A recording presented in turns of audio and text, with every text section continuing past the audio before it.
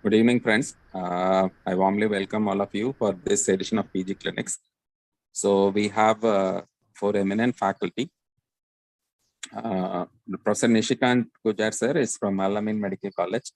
I hope Dr. Rajesh and Radha Verma ma'am has some challenges in joining. Dr. Sharwari will be joining her case and joining us the meeting. So we have two postgraduates. One kindly contributed by Professor Saravanan sir, Madurai Medical College. Dr. Ashok Kumar is going to present a case on carcinoma of the thyroid. And we have Dr. Manisha Reddy, kindly contributed by Professor L.C. Sridhar sir from Gandhi Medical College, Secunderabad. So we warmly welcome Kanna sir. Thank you for joining, sir. And we have Dr. Rajesh Gopal also joining now.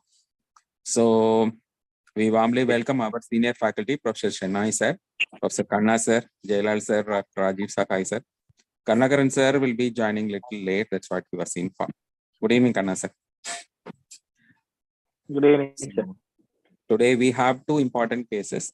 We will have the thyroid case first.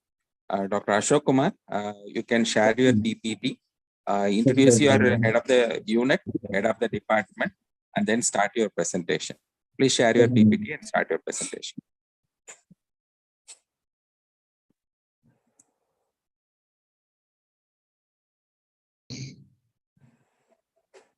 Make it full screen. Good evening, sir. Good evening, Dr. Manisha. Please stand by. This is Dr. Radha here. Ma'am, you are in some other name. I'm sorry. I was just wondering how to reach you. No, sir, I'm here, but my video is not starting. Ma'am, maybe if necessary, you can rejoin, ma'am. Log out and rejoin, ma'am. Okay. Disconnect audio. Yes, ma'am. Meeting Yes, setting. Your name is changed. Same thing, ma'am. I messaged you, ma'am, in your WhatsApp. Can you hear me, sir? Very well, ma'am. Perfectly well. Okay. Right. Dr. Ashok? Yes, sir. With the permission of the faculty, sorry for the delay technical, but then we will go ahead and start. Please start your presentation, Dr. Saravanan. I'm sorry, Dr. Ashok Kumar. So myself, Dr. Ashok Kumar, second year postgraduate in the Department of General Surgery, Madurai Medical College. My unit chief and guide is Dr. Professor T. Saravanan sir. My head of the department sir, Professor Dr. Sayed Ibrahim sir. And we had a patient, 57-year-old female patient, formed by operation, residing in Madurai, came with chief complaints of swelling in the left side of the neck for past 6 months, swelling in front of the neck for past 2 months. She was presenting illness, patient was apparently normal for 6 months, and then she noticed the swelling over the left side of the neck, which is insidious in onset, gradually progressed to attain the present size. Another swelling of over the front of the neck, which is sudden in onset, rapidly increasing in size over the past 2 months. History of hoarseness of voice for past 1 month. History of dysphagia for past 1 month. No history of pain over the swelling. No history of dyspnea. No history suggestive of hypothyroidism, such as palpitation, tremors, excessive sweating, heat intolerance, diarrhea, insomnia, loss of weight. No history suggestive of hypothyroidism, such as weight gain, generalized fatigue, cold intolerance, constipation, or loss of weight. No history of any ulcers or mass in the oral cavity. No history of joint pain. No history of jaundice. No history of cough with pneumoctasis. Past history, patient is not in one case of diabetes, hypertension, or cardiac disease, or tuberculosis, bronchial asthma. No history of previous surgeries. No history of any drug intake. No history of any radiation to childhood. Personal history, patient has normal appetite, consumes semi-solid diet due to dysphagia, normal sleep pattern, bowel and bladder habits are normal. No history of any addictive habits. Menstrual history, she attained menarche at 13 years of age, attained menopause at 45 years of age, married at 19 years of age, and has 3 children.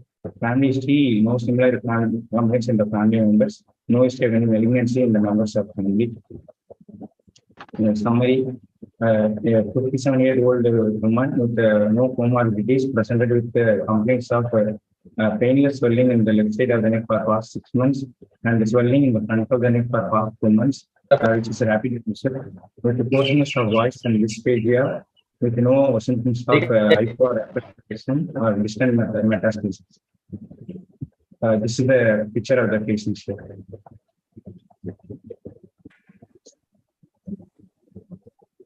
Faculty, please take over.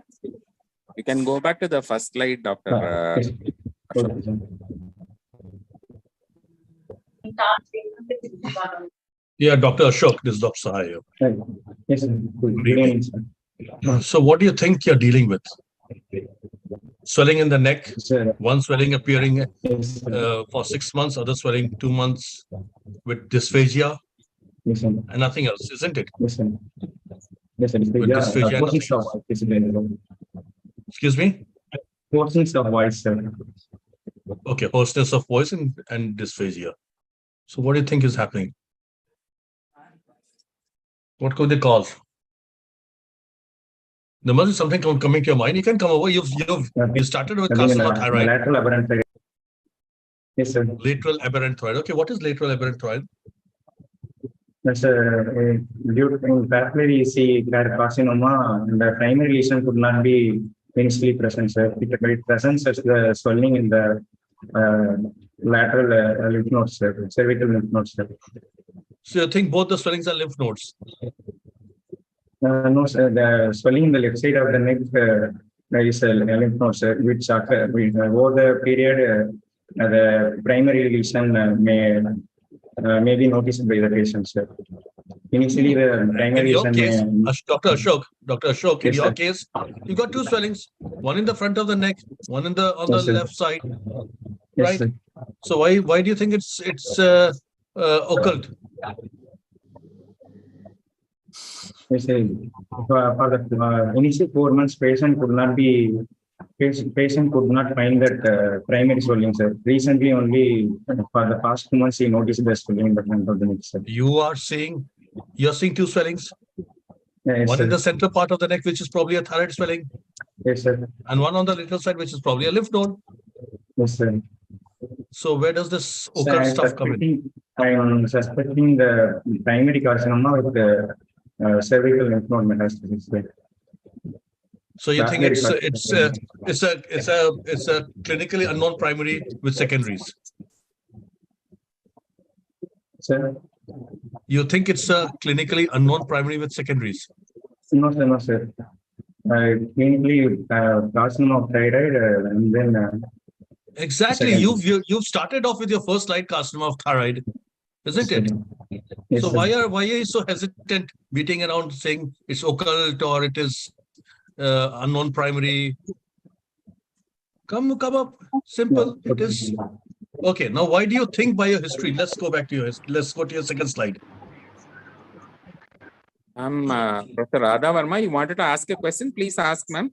I could see your hand going up. Yeah, please, ma'am. Ma'am. Ma'am? I think she has some challenge in joining. Other faculty, I think I could see her hand raised up. Madam? Yeah. Okay. Faculty, please take over. Professor Rajesh, Shana, sir. Please. Hi, sir, please. Okay, Ashok. Yes, sir. Your patient has hoarseness of voice and dysphagia, both approximately 1 month. Yes, sir. Just 1 month, sir. So why does this patient have hoarseness of voice? So, maybe due to the involvement of the recurrent laryngeal nerve by the malignancy or swelling compressing the recurrent laryngeal nerve. So you think By a external swelling compression.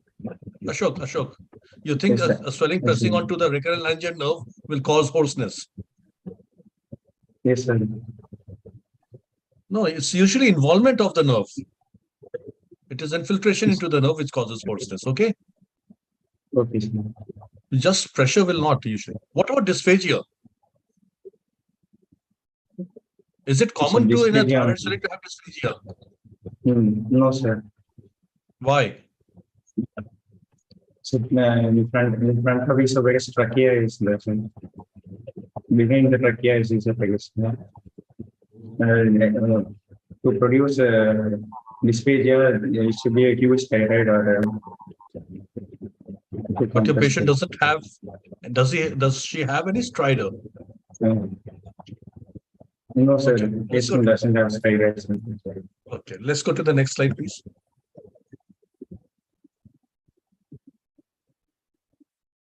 So there's no history of this dyspnea. Patient is clinically euthyroid. White ulcer in the oral cavity. Sir, a patient presented with left neck swelling initially, sir. So to rule out any metastasis from the oral cavity ulcers, I asked you that. No, so ulcer in the oral cavity, it could be a benign ulcer. And why should an ulcer cause a swelling in the middle of the neck? Look, you can't have two pathologies. You shouldn't. I mean, either it's you think it's an oral cancer or it's a thyroid cancer.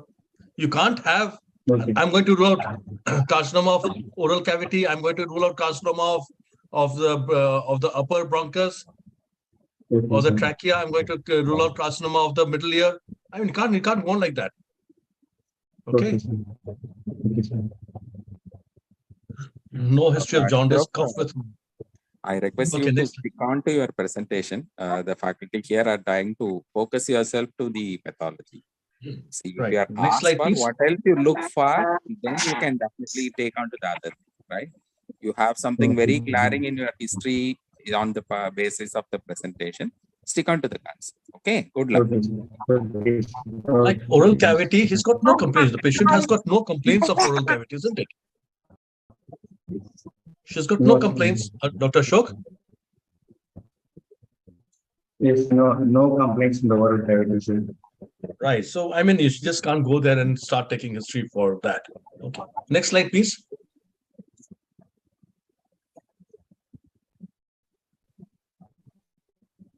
Can you switch to the next slide?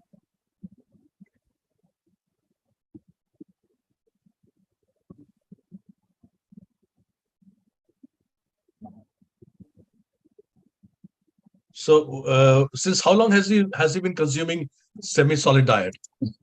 The last 1 month, sir. So, how did this change in diet progress?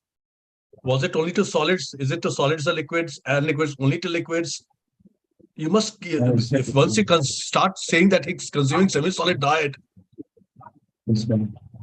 you have to take Before 1 month, the patient could take all type of solid foods, sir. For the past month, due to dysphagia, she told us she consuming semi-solid diet, sir. Look, now this consuming semi-solid diet should be in a complaint rather than personal history now, isn't it? Will someone not complain that I cannot take normal food? Is that your personal history? That comes under complaints. I can't take normal food. If I take solid food, it gets stuck. Where does it get stuck? What happens? Does she regurgitate? Does she feel as getting stuck?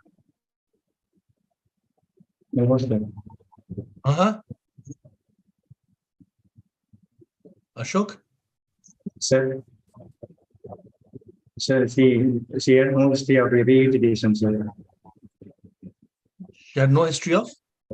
Regurgitation, sir. Okay, so all this thing has to come, right, Ashok? This is okay, sir. Right. Bowel bladder. Ashok, Sir. Ashok Kumar, and I think some audio problem with you. Maybe your mic, please check, because a lot of disturbances coming from your mic. Okay. You have very categorically said there is a hoarseness of voice. How did you ask the history of that? So patient told the change in the voice for in the recent months. 2 months time. Yeah, 1 month. What you are? No, you must be little careful about that. Whether it is a hoarseness of voice you are putting forward, and you were earlier you were suspecting as a carcinoma thyroid, and the patient was with you for 3 swelling. No, there is one swelling in the submandibular region, one in the lateral part, and one in the midline. That is what you said. 3 swellings are there. So have you? I will also support you when you are trying to rule out, not sticking on to only a thyroid. thinking of other causes, because when you are having a submandibular region swelling, which we normally do not expect in a thyroid, so it is justifiable for you to look for the other causes of that. Similarly, you are only talking about hoarseness of voice and stopping. Have you ever asked a history of pain in the ear and any history of difficulty in speaking, any difficulty in mastication?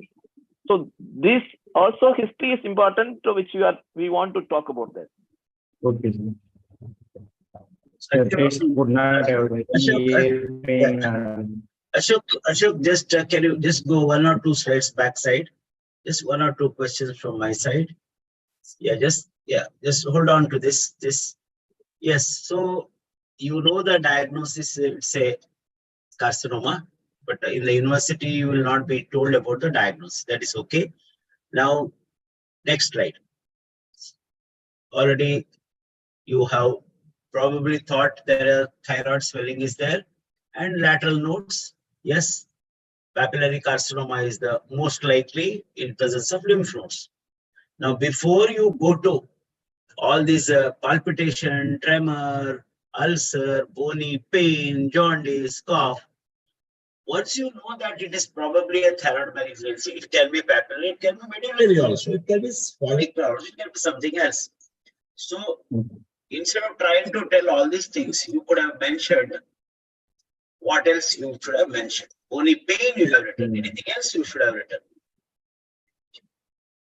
Yes, instead of bony pain, whether you could have written something else. Bony swelling. Okay, that is number 1. So we don't know at this stage. It's papillary, it can be medullary also, which spreads both by lymphatics as well as blood spread. Okay. Yes, sir. There is no need to write both. No history of hypothyroidism, no history of hyperthyroidism. Okay. Next. If it would have put it on a single line, it would have been much better than writing all those things for 2 things separately. Very often, since you know the diagnosis, you yourself get restricted to carcinoma thyroid. As Professor Jailal has pointed out, I also just had one glimpse of that picture where there is a large submandibular, node like this going up. Keeping that in mind, it would have been nice to also add patient does not complain of any other swellings, including axilla or groin. I would have probably given you more weightage for that, rather than this jaundice, cough, hemoptysis. Have you asked that question, Ashok? Groin and axilla? Why you would like to ask that? To rule of generally it's linked with the.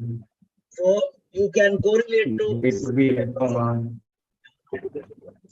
So this is how, as a PG level, this is how your mind should think. Is it okay? Yes. And Stella, just few observations. Thank you. So what you think there was a swelling in the lateral part of the neck, and that has started first? Yes, sir. Lateral the neck swelling is started first, sir. So which has caused this coarseness of voice and change of dysphagia? No, sir. Dysphagia and coarseness of voice is for the recent 1 month only, sir. But the lateral swelling is for 6 months. Sir. How thyroid swelling produces a dysphagia without producing any symptoms with related to trachea? Yes, So immediately posterior to thyroid is a trachea, no? You said there is no dyspnea, there is no hemoptysis, there is nothing with the cough, nothing is there. The trachea is intact. But how it has infiltrated into the esophagus? If you are saying that it is a thyroid swelling, it is going from anterior to posterior, it must affect the trachea, then it should go to the esophagus. Is there any other explanation you can give for that, and how it is without affecting the trachea, esophagus is involved? I don't know, sir. So there is a possibility you can lateral lobe can posterior anteriorly it can come from the compression from the lateral side, and the extension from the, if that is from the posterior lobe, it can go surrounding that in compass. Okay. But with these 2 symptoms which you are saying, with the hoarseness of voice is there, dysphagia is there, Definitely, if you would have asked history, there will be some changes in the trachea, either in the dyspnea or something would have been there.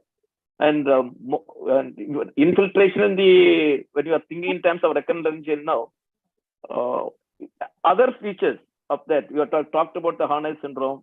So that is also you're not looking, because all these are the due to the infiltration into the either the two nerves which is going to happen. So that you should also have checked into that. Okay, Sir has very well said that is a bony pain.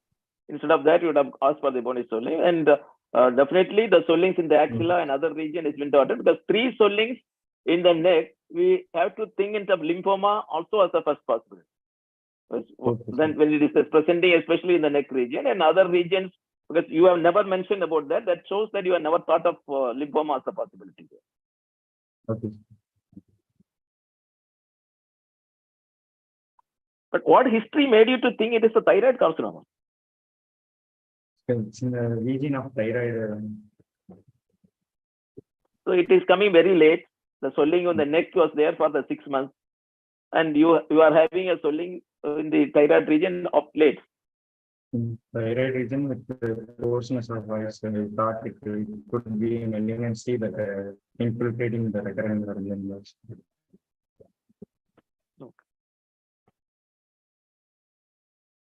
Go ahead.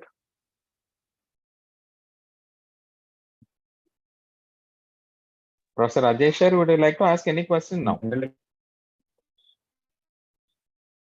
Sir, you are in mute. can go Yes, ahead. sir. Good evening, sir. Good Let him probably proceed with the rest of it, right? Yeah, you can go ahead to the Ashok. I think so. Yes. General examination, patient is conscious, oriented, well built and nourished. No pallor, rectus, cyanosis of burning, no generalized lymphopathy, no pitting pedal edema, vitals. Change the slide. 84 per minute, regular. Sir, No, we are seeing the photo, not your slide.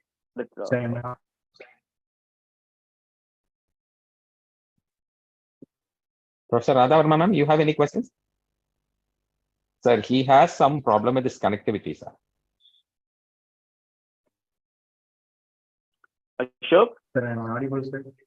Yes, go ahead. Yes. No. Pulse 84 per minute, regular rhythm, normal volume. 13 heart peripheral pulses, blood pressure 180 by 80 millimeter mercury, measured in left arm sitting position. Respiratory rate 15 per minute. There are no features of Harness syndrome or no eye signs related to hyperthyroidism. Examination after getting consent, informed consent and ensuring adequate privacy with the female attendant nearby, patient in sitting position, exposed from neck to waist, arms by side, standing in front of the patient, inspection, a single swelling of size 4 centimeter in the anterior aspect of the neck, hemispherical in shape, smooth surface, well-defined margins extending from midline to the horizontally it is extending from midline to anterior border of sternocleidomastoid aspect, and vertically it extends from upper border of thyroid cartilage to the level of suprasternal. Another swelling of size 4 centimeter in the left submandibular region, oval in shape, smooth surface, well-defined margins. Another swelling of size 6.5 centimeter below the left angle of the mandible, oval in shape, smooth surface, well-defined margin with a fold of skin underneath it. Lower border of the swelling visible at the level is at the level of suprasternal notch. Swelling does not move with deglutition, does not move with proportion of tongue. While protruding the tongue, deviation of the tongue not towards left side. No sparse sinuses, no sparse dilated veins over the neck or anterior chest wall. No visible persistency. Trachea appears to be deviated to left side. Pemberton stain, no engulfment, venous engulfment open in the neck or chest wall. In palpation, standing behind the patient with the neck slightly flexed, no warmth, no tenderness present over the swelling. Inspectory findings are confirmed. A single swelling of size 4 centimeter in the left side of anterior part of the neck, which is hemispherical in shape, extending a vertical extending from 10 centimeter from symphysis and upper border up to the suprasternal notch, lower border, and horizontally from midline to the anterior border of the sternocleidomastoid. Swelling is smooth surface, well-defined margins. The margins are irregular. Restricted mobility noted in all axes. Swelling does not move with deglutition or propulsion. Another swelling of size mandibular region.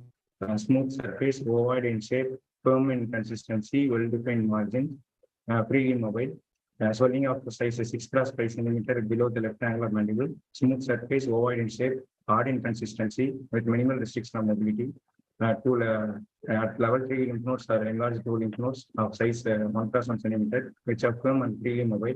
On both sides, carotid artery are palpable. Trachea deviated to the right side. Coach's test, no stridor noted, no palpable thrill. On percussion, no dullness present over the sternum. No, on auscultation, no bruit present over the upper pool of the thyroid. Other system examination, CVS S1, S2 here, no murmur. RS bilateral anarchy present, no other sounds. Perabdomen soft, no palpable abdomen. CNS normal, spine and cranium normal, no palpable lump in the breast. Oral cavity examination, mouth opening adequate, oral aging good, lips, mucosa, hard colored, soft colored, uvula, oropharynx, tongue, floor of the mouth are normal, no any ulcer, no deviation of tongue towards left side present on protruding tongue. Case summary: 62-year-old woman with no comorbidities presented with complaints of painless swelling in the left side of the neck for past 6 months and swelling in front of neck for past 2 months with coarseness of voice and dysphagia. On examination, hard swelling involving the lower thyroid, well-defined margins, the direction of movement and deglutition, and the trachea twisted towards the right side, and firm mobile level 1B lymph node, hard level 2 lymph node with minimal restriction, and the enlarged level 3 lymph nodes are palpable. Diagnosis: malignant tumor of thyroid with the lymphatic metastasis, probably papillary carcinoma of thyroid with nodal metastasis.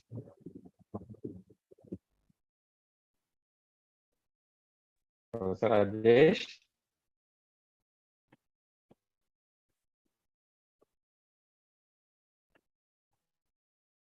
Dr. Ashok, audible? Ashok, you can go to the inspection slide. And, Anna sir. Yes. Ashok, you go to the inspection slide if it's possible. Inspection. Put the inspection. Okay, you said the swelling does not move with deglutition. Okay. Isn't it? Yeah. What are the swellings in front of neck that do not move with deglutition?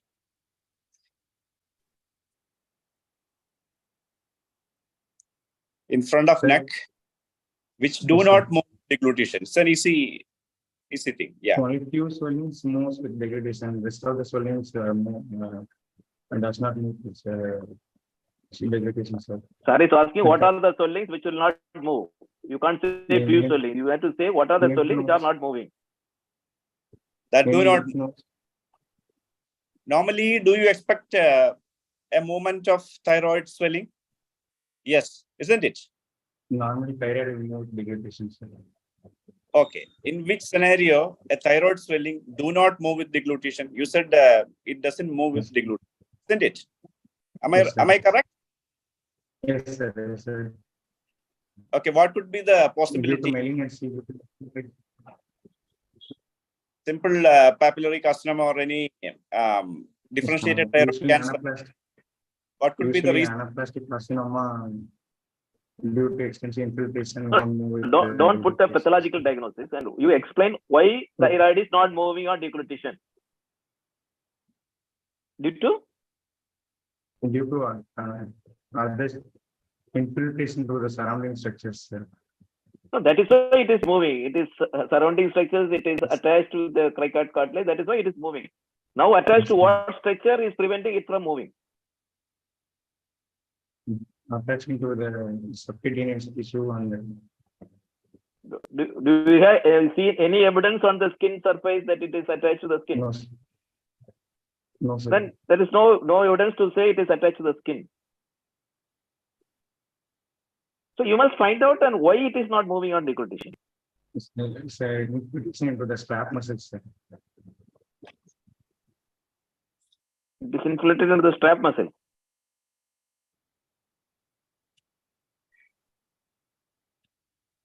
That's not the usual mechanism. Okay.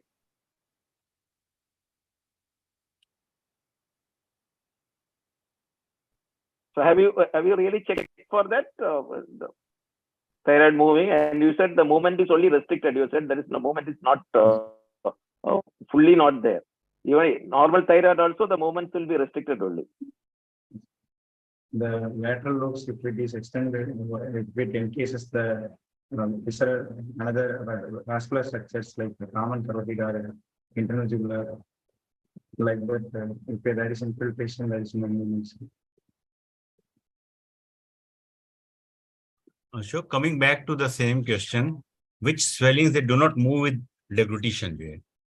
In the front of the neck, but they do not move with the deglutition.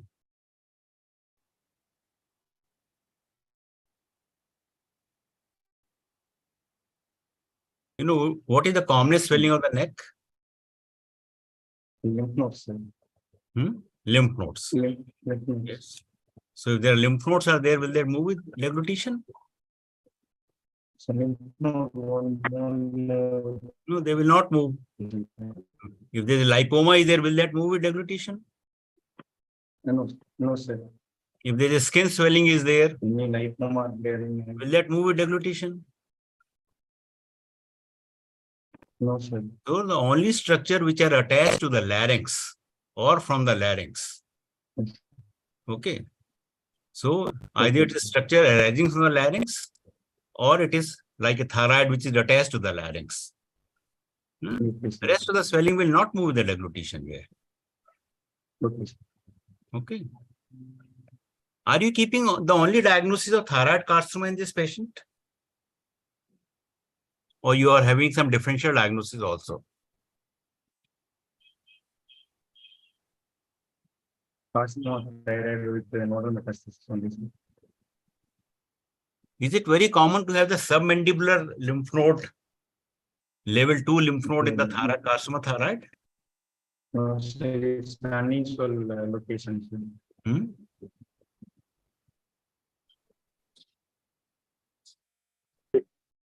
You said lateral aberrant. Which one is the lateral aberrant here? Is the perpendicular swelling or the No, neck sir, swelling? level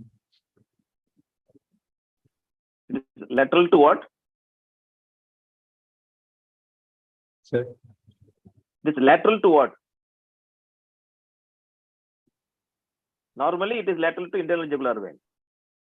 The name comes from the swelling which is arising. Normally, lateral to the internal jugular vein. So that is the reason why it was called as a lateral aberrant thyroid. So which one started first? This submandibular swelling or the lateral aberrant thyroid swelling? but lateral swelling only started first. Then only submandibular swelling appeared. Why you are not thinking in terms of lymphoma here? Why directly you have hit the papillary carcinoma?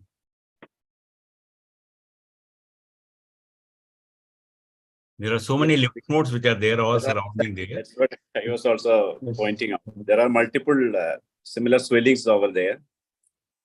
So probably you could have thought of other possibilities as well. Meanwhile, what is Delphic lymph node, doctor? The prelaryngeal lymph nodes, the thyroid initially drains. Yeah, that is the first lymph node that is usually affected. Okay, about the isthmus of the thyroid. Okay. Like sir was mentioning, why didn't you think about other possibilities? Because none of the swellings that is properly moving with the deglutition, as per your presentation, is it right? Yes, sir. Yes, sir. So why don't you think about one more possibility? It's always safer to keep a couple of possibilities, right? Rather than just a papillary CA of thyroid. Okay. Don't you think so? Ashok, you may be right, it is a papillary carcinoma, but in the clinical examination, if you are coming and presenting with a very short duration, 3 months, such an extensively, you say there is no declutation with a submandibular node, don't come with the first diagnosis as a papillary carcinoma. Other possibility, it is better you put as a differential diagnosis. That will be always on the safer side. Ashok, between papillary and medullary, which is more aggressive? You understood Medullary the is question? more aggressive, sir. Sorry? Yes, sir. Yes, sir. I hear, sir. Which Comparing carcinoma? No, yeah, papillary papillary and medullary, which you think? Medullary is aggressive, sir. Medullary is more Papillary aggressive. are good trouble. But what is the age of this patient? 57, sir. Sorry? 57. 57, sir. Papillary in elderly also can be more aggressive. Why I ask this question? Because in presence of this extensive metastasis, especially even hypoglossal nerve palsy, that means what? Why this patient developed hypoglossal nerve palsy? On the lymph node is infiltrating the hypoglossal nerve. So to cause that submandibular, node enlargement, go deep and infiltrate the hypoglossal nerve. It is not at all a common presentation of a papillary with the jugular chain of nodes. What are the jugular chain of nodes? What are the levels? We already mentioned, just to repeat. Level 2, 3, and 4, sir. So 2, 3, 4, that full, that is the typical presentation, but here it is, the disease tends to be more aggressive, looks like, causing a, hoarseness of the voice, fixity. So that means it is already fixed to the prevertebral fascia. That's what the answer expected. Whenever you have the thyroid malignancy, you can also get anaplastic changes also, that's why it's very aggressive, looks like, because it's already fixed to the, that's why it is not at all moving. What I wanted, the answer was, yes, thyroid malignancy, definitely yes. In that papillary and medullary. If you have suspected medullary, can you suspect something in the oral cavity? Just one question to you, that's all. Can you make a diagnosis of medullary in a part of MEN syndrome? Heard of MEN? MEN. MEN. There's a multiple endocrine neoplasia. So can you get some problems? That's usually they are familial, younger patient, not exactly. This is sporadic at all. What is that you get? Mucosal. Mucosal? Yes. Meant to be mucosal gingival neuromas. So mucocutaneous neuromas. So general examination. So in other words, this if at all it's a sporadic variety, you may not get. So such aggressive lymph nodal, aggressive infiltration. So obviously this is the papillary, and yes, more common is papillary. Then next comes of course medullary. Sir has already pointed out the lymphoma. I think we have to consider lymphoma of the thyroid also is possible because submandibular node, all these things are there in your patient. Ashok, other than papillary carcinoma, which one will also produce a nodal enlargement? Sorry, other than papillary carcinoma of the thyroid, which other carcinoma of the thyroid can produce a nodal enlargement? So no, follicular and medullary can produce follicular will not produce a nodal enlargement. No? But it's predominantly spread by hematologic route. No, but specifically Hurthle cell carcinoma that can also present with a nodal swelling. So normally you can present with that. And you never asked in the history there is any difficulty in swallowing. You said swallowing difficulty in dysphagia, but never dysarthria or movement of the tongue. Any difference in the tongue was never in the history. But now suddenly you are saying there is a deviation of the tongue on protrusion of the tongue. So Ashok, retrospectively also you have not caused any question. Ashok, if you think it is a medullary carcinoma, what specific things you are going to ask in the history here?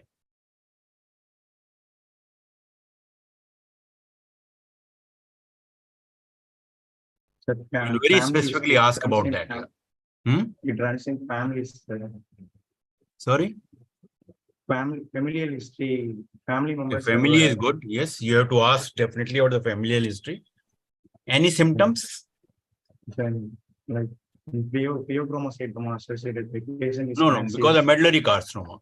I'm not asking of the Only- MENG here. Only the medullary carcinoma. due to increase the secretion of serotonin, patient complaint of diarrhea, sir. Yes, diarrhea. You know, so that you have to very specifically ask about that. Okay, all right. Okay, Dr. Where is Ashok. the location of the hypoglossal nerve? What is the location of the hypoglossal nerve?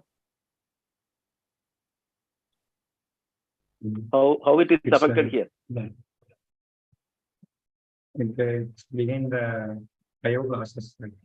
Behind the eyeglasses. Eyeglasses in the tongue, no? It is not there coming. No swelling is coming there. The hypoglossal nerve runs in the lower part of the mandible.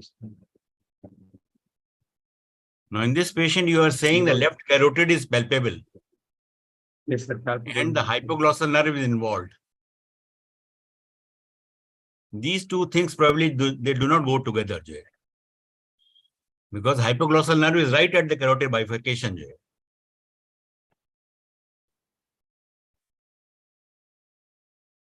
Okay, so there is some lymph node which is there in that area, which is involving the hypoglossal nerve also, Jay. Okay. Okay, Dr. Ashok, how important is it to examine the skull or the scalp in case of a suspected carcinoma of thyroid? Sir, in follicular carcinoma, pulsatile metastasis swelling can be seen, sir, Okay. in the scalp region. Okay. Ashok, what do you mean by pulsatile secondary? What is pulsatile there? Sir,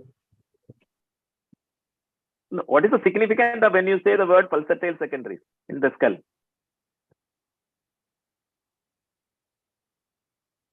Because it is an osteolytic lesion, most often the outer and inner, the cortex will be lost. And most often what you see, the pulsation is more than the arterial, it is even the brain, the parenchymal, they will be exposed. That will be producing a lot. So you have to be extremely cautious on removing the pulsatile secondary. Do not think that it is a secondary which we can excise it out. okay, sir. Okay, what are the points in favor of carcinoma thyroid in this case? Clinical examination. Just to summarize your examination part. What are your points in favor of carcinoma of thyroid? Yes. Again. Swelling is in the region of the thyroid cell. Have you completed the palpation? Yes, sir. Yes. So in terms of palpation, what are the positive aspects that suggest You put the carcinoma of next thyroid? slide, you put. Yes, there are a few points, right? Contributory factors. No, previous slide, can you put just Ashok? You are written as a trachea appears to be deviated to the left on inspection. Previous slide. How do you expect trachea appears to be deviated to the left? Appears to trachea deviated to right, sir. Sorry, sir. No, on the inspection you are putting it is left to the left side. That's typed it wrongly, How, sir. how did you find out on the inspection trachea is shifted? I typed What is it the wrong, sign sir. you? Huh? Fine. Okay, we accept the side is wrong, but okay, trial sign. The lower part of the steno. And what is the Pemberton sign? No dilated vein. And which dilated vein you will see in the Pemberton? So dilated veins over the neck and the chest walls. Sir. Are you going to see the dilatation of the vein? There are many other conditions you can put it the dilatation. Venous engorgement, sir. Blushing of the face. Venous engorgement that resulting in. It is not the ideal individual vein dilatation you are going to look for. The flushing of the congestion Blushing of and the the blood is able not to go. It it is getting accumulated. So you are going to see the flushing of the face, redness which is developing on the face. You must see once to see typically the Pemberton sign to be there. Do not talk about no dilated vein. This is not a feature which you are going to look into. Okay, sir. Okay, if You have said the hypoplastic nerve protrusion of the Carry on. tongue on the same side. And how do you explain that the lesion is on the same side and how the tongue is shifted to the same side?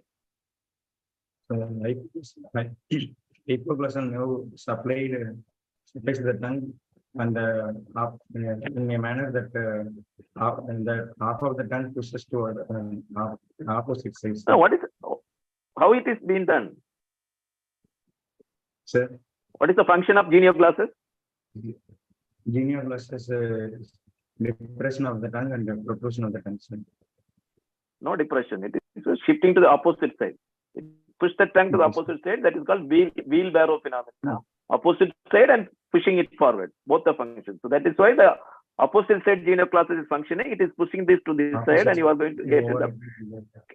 Can you get opposite side deviation of the tongue in hypoglossal nerve injury?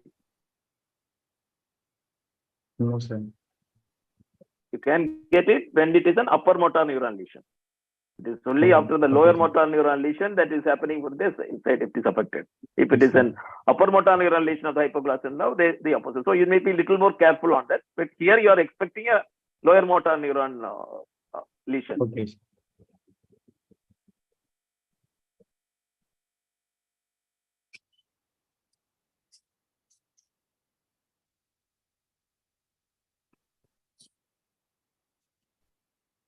Okay, next finding.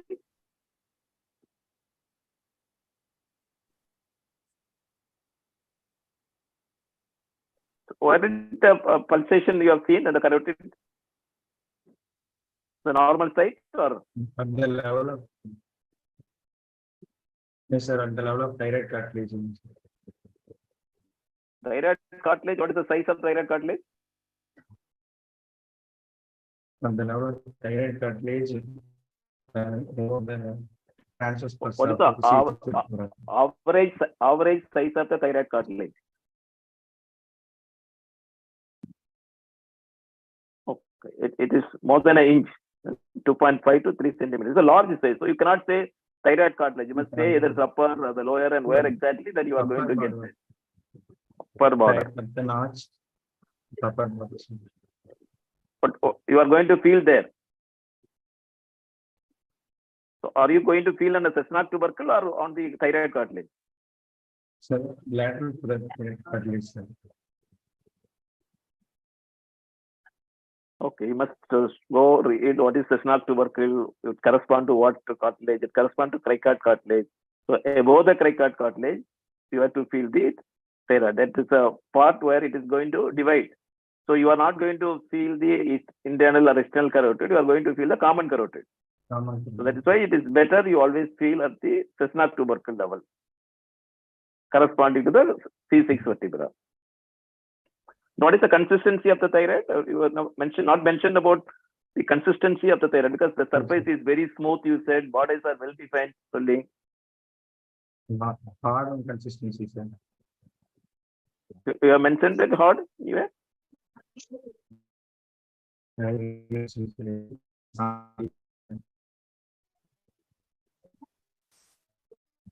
Okay.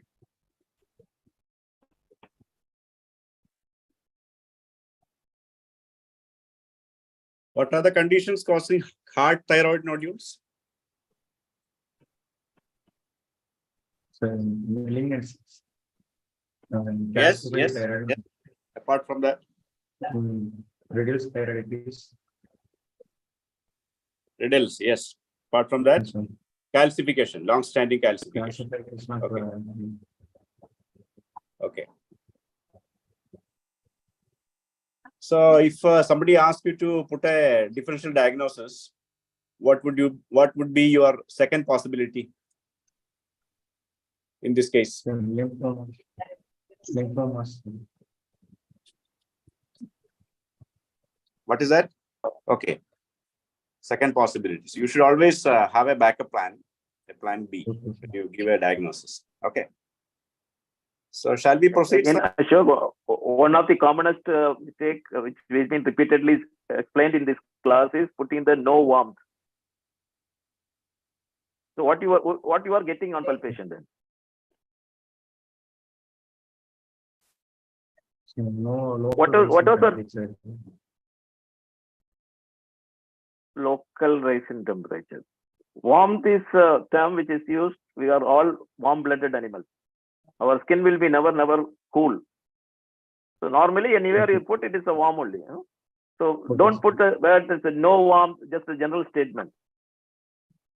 Okay, sir. Okay. Go ahead. Auscultation, you have put something. Next slide.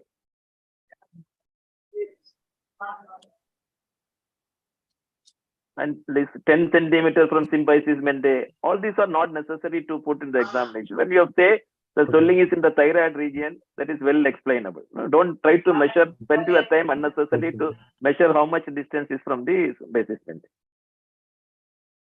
No.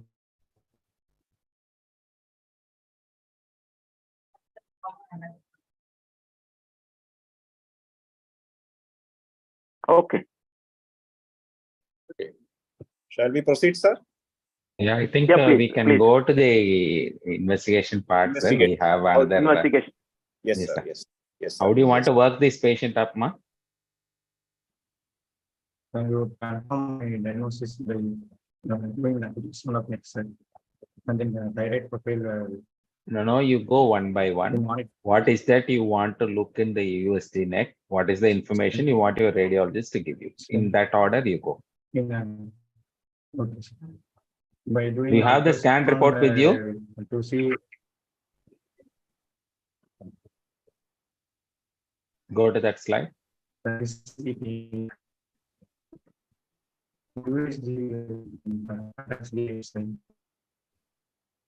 You don't have the ultrasound report?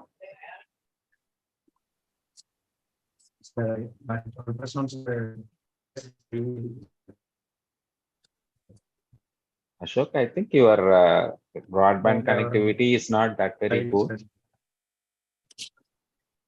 His audio is not good and something. Correct. No, if you are using any microphone, you disconnect it and use the system mic. System, I only using system mic only, sir. Okay. Do you have the ultrasound report with you?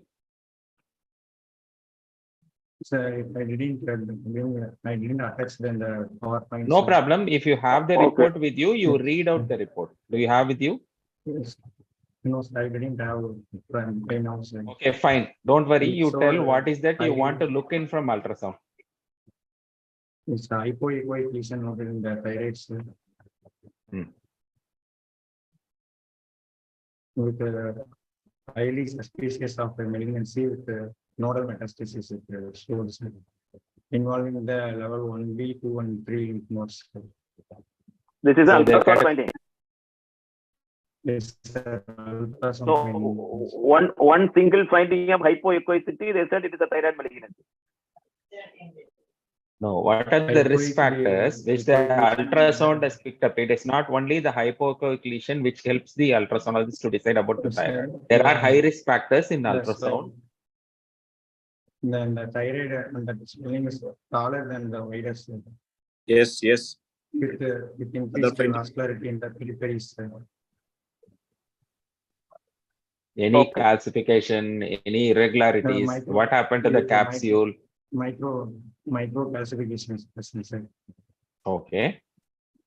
Whether it's a regular calcification, irregular calcification. Irregular calcifications. I think your radiologists have given most of the reports. If you can read out, I think he has spent adequate time. Can you just read the reports if you have in hand regarding the thyroid assets? I don't have the reports. Okay. Okay. Then with the ultrasound, next, what you have gone for FNHC? FNHC suggested it's also suggestive of malignancy. No. please Ashok, understand the ultrasound will not say just like that is hypoechoic malignancy. Similarly, FNAC will not say it is a malignancy. They will say some clarity on that. And what are the points there to say what type of malignancy, what they have seen? Some plasmacytoid cells, the plasmacytoid cells appeared in the seen in the FNAC aspirated swellings. You have the FNAC slide? No, you don't have. Okay. With the papillary tumor cells are arranged in the clusters and seeds of papillary architectures with the abundant case of eosinophilic cytoplasm. So they are not able to say which type of malignancy. No, sir. So by the slide, FNAC slide, it looks an undifferentiated carcinoma, not a differentiated Yes, thyroid sir. malignancy. And okay. It's not going with your clinical diagnosis of a papillary carcinoma.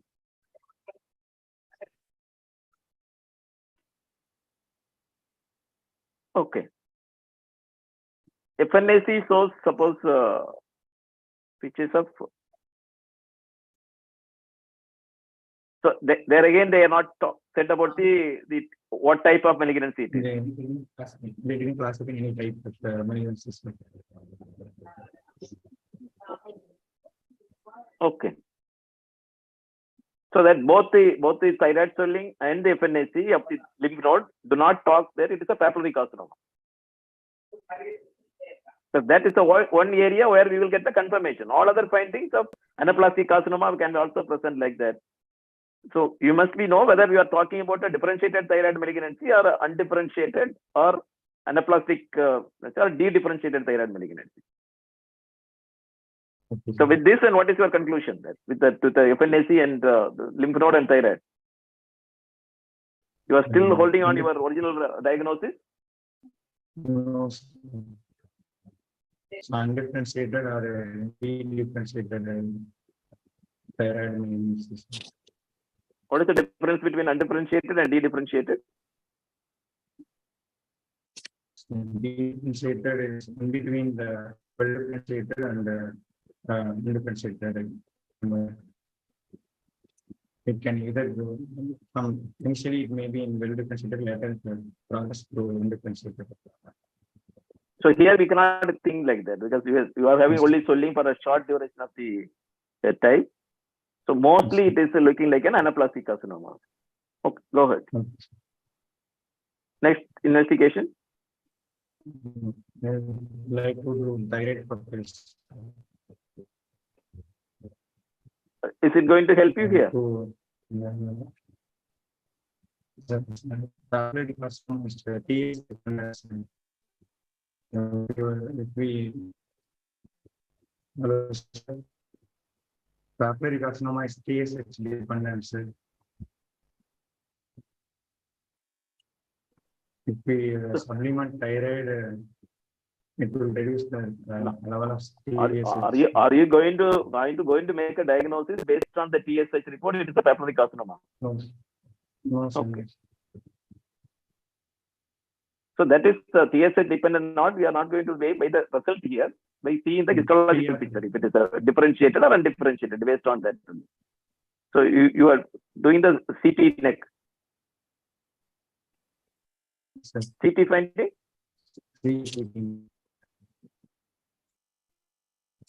CT finding showed a malignant thyroid with nodal secondaries with left vocal cord infiltration. They showed encasement of carotids on the left side.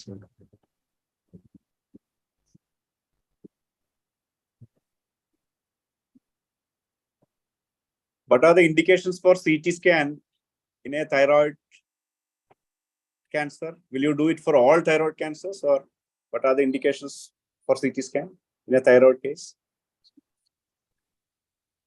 There is retroscopy. Yes. Suspecting the malignancy and lateral group of lymph nodes involvement. And to see the infiltration of the carotid sheath, if there is positive body sign, And if there is recurrent organ palsy, suspecting recurrent organ palsy, to see the infiltrations, we would proceed with CT, sir. When you are suspecting retrosternal goiter, when you are not seeing the lower border, so all that you have to do for a CT scan. You have to do. So what is the stage of your cancer?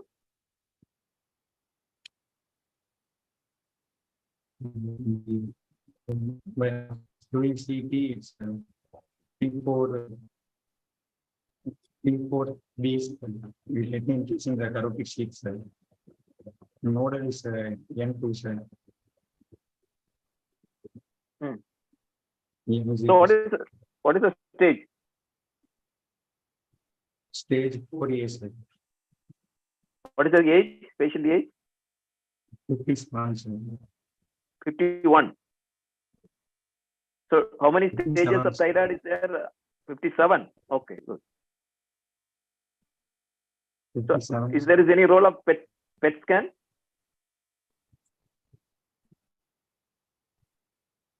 No, sir. By doing thyroid scan. No, definitely in this case, there is a role of PET scan because it is a highly advanced, very short duration, such an extensive lesion is involving, and we do not know how much it has gone to the lung or whether it has gone to the other bone. So ideally, before going for the treatment for this case, the PET scan will gives you a lot of value, whether you are going to deal with a metastasis is there or not. Because sometimes your uptake scan, when this anaplastic and other things, uptake scan will not take up. So that areas, the PET scan is going to work because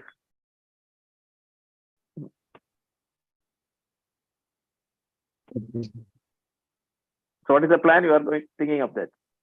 Ashok, in this patient on the CT scan, there is encasing of the left common carotid is there. Okay, so is that the Berry sign positive?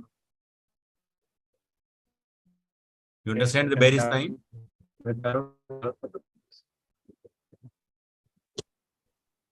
Carotid is palpable only, sir.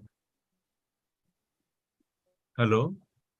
The carotid is palpable only, sir. So probably, okay. So is there any role of carrying out the core needle biopsy in this patient? Will you do a core needle biopsy? Carcinoma, we can do core needle. No, in this patient, do you think it is required?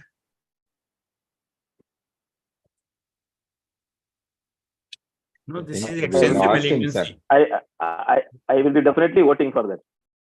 Yes. One more point I want to emphasize is whenever this Berry sign is positive, you all say because the carotid sheath is involved. I believe, and the textbooks also now describe, involvement of the carotid sheath will not cause a Berry sign. It is only infiltration of the tumor cell into the tunica media, into the carotid artery. Only when the carotid artery is involved per se and the contraction of the muscle, the pulse will not be able to produce because the contraction of the muscle will not be able to be there. So just the carotid sheath enhancement will not cause a Berry sign positive or the absence of the carotid. Pulsation of the carotid is so strong. Even a small surrounding structure is there or any encasement, it can still produce a pulsation. So as can I will vote for TrueCut biopsy to go ahead on this case. And the PET scan. TrueCut, yes, sir. TrueCut, I think I will also vote for TrueCut. But the question is, sir, the radiologist, because we do our own ultrasound guided TrueCut in other department, but there are some centers which are little skeptical because this TrueCut has to be handled safely, sir, because unless they use that 11 millimeter movement TrueCut gun, it's because sometimes if they use 22 millimeter core, then it's quite risky, sir. That is the only thing. That is true. That is true. Many times we see radiologists accidentally getting into trachea, or it becomes, especially sir, in these patients, they has already thrombus. It be more damaging than if we. Only thing is they need some expertise and they need some patience. Here, I think for the nodal areas, TrueCut will be very ideal, sir. For the thyroid, they have to play it a little safe. But in our department, we are doing TrueCut only, sir, because as a part of our PG thesis, we are giving a comparative arm of only TrueCut versus FNAC. So one batch of patients are getting FNAC. We are using historical controls. So last 12 cases, we have done only TrueCut. Pathologists are very happy, sir. They are able to give more information. So, but the only point is small nodules, if it is less than 1 centimeter, TrueCut is definitely very challenging, sir, because the movement of the thing sometimes shears and goes. So these are the technical things, sir, but otherwise, if there is a bigger swelling, and because the FNAC is not giving a clear-cut diagnosis whether it is a differentiated or undifferentiated, and that point of time that we need somewhere, even if it's a node or somewhere, we take, and it will be able to give us some more clue on that. Whether it is. Right now, sir, we operated for a case of multinodular goiter, which eventually was reported as nodular hyperplasia. Patient had a total thyroidectomy. She was 27. Immediate postnatal at that time because they had a little bit of hormonal imbalance also. Now she has landed down with 7 centimeter lesion, which is just along the left side. 80% of the lesion is in the mediastinum. So for which we did 2 FNAC, they said hemorrhagic aspirate, few thyroid follicles. Then TrueCut gave all the information. Now the question, the biopsy is very categorical, benign, but then now they are telling it is now gone to the subclavian, it has gone into the mediastinal structures, no infiltration, but principally down. But 2 FNACs could not tell us, but then TrueCut only helped us to tell. I think nowadays, sir, you have very fine needles. After the advent of EUS, we have fine FNA, like FNAB needle. That gives a smaller core, sir, but that is more than sufficient. Like it is better than the FNAC, sir, actually. FNAB needles are available. I don't have personal experience, sir, but EUS centers, they do have access to these needles. But just because there is a IVC or that intelligible or thrombus, will you think it is a malignancy? At this point will be tricky, sir, because this looks like a very rapidly progressing tumor. But at this not in this case, not in this case, the case which you are mentioning. The pathology is benign. Now only there is a thrombus inside the artery or the vein. That may not be the say that it is a malignancy. Sir, still the tumor board people are telling there may be underlying coexisting malignancy. The TrueCut core may not pick up. So treat this as a malignancy because this is a 7 centimeter lesion. So that's what they have said. But the question now is if without a positive malignancy report, the oncologists are not keen in ablating this with radioiodine ablation at this point of time. Hormones are euthyroid, almost near euthyroid without drugs. The problem is during Corona, this lady stopped taking thyroid medicines. Maybe that could have stimulated the possible things. But still too many unanswered questions, sir. I will update you, sir. We are in the process of working up this case right now. I think Ashok is back with us, sir. We have another 5 minutes to close. Maybe we can ask or give suggestions. Kanna, sir, would you like to add something to this, sir?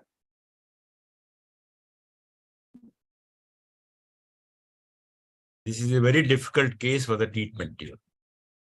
Because I think this is for MCH, right, sir? For the candidate surgical oncology. Right, yeah. But I think in this patient, the TrueCut biopsy will definitely help in making the final diagnosis. And based on that final diagnosis, we have to decide. Because if it comes out to a papillary carcinoma, we may still think in going for the total thyroid. Yeah. Along with the neck dissection. But if it comes out to be like a anaplastic carcinoma, then this is a very progressive tumor which is there. And I think within a very short period, it is going to involve the trachea also. So maybe this patient will require the tracheostomy along with the external radiation for some palliation, which may have to be carried out in this patient. But if it is papillary carcinoma, it comes out on the TrueCut biopsy, then we may think of going for the total thyroidectomy in this patient. Dr. Ashok, what have you done for this patient? I could see Professor Sharvari ma'am joining. Madam, we have just discussing winding up the previous case. Please stand by. Dr. Ashok, what was done for in this patient? What was your MDT decision in your hospital? Again, patient admitted a few days ago only, sir. No, Okay. no only investigations came, sir. So what is your chief's advice? What is the plan in your department? We informed to true only, sir. Have you done it? No, sir. Not done. Okay, we are okay. Maybe then we will wait for the updates from you. Chennai sir, would you like to add something, sir? Can we call In this case if place it comes out to a lymphoma, that is another possibility maybe there, you know. In lucky case for the it comes patient, out to sir? lymphoma, yeah, it will be lucky for the patient. Yeah, that's right. Yeah. Yes, sir. Ashok, I just want to ask you, what is the indication for Trucut biopsy in a thyroid diseases? Just name 1 or 2, 3. Anaplastic carcinoma. Sorry? Anaplastic carcinoma and lymphoma, sir. The answer should be first is inoperability. Okay, whenever we think in terms of we can't remove it, yes, we need to get it back. Lymphoma, yes. Any other thing? Recurrences, you know, recurrent tumors. And any other? Metastasis.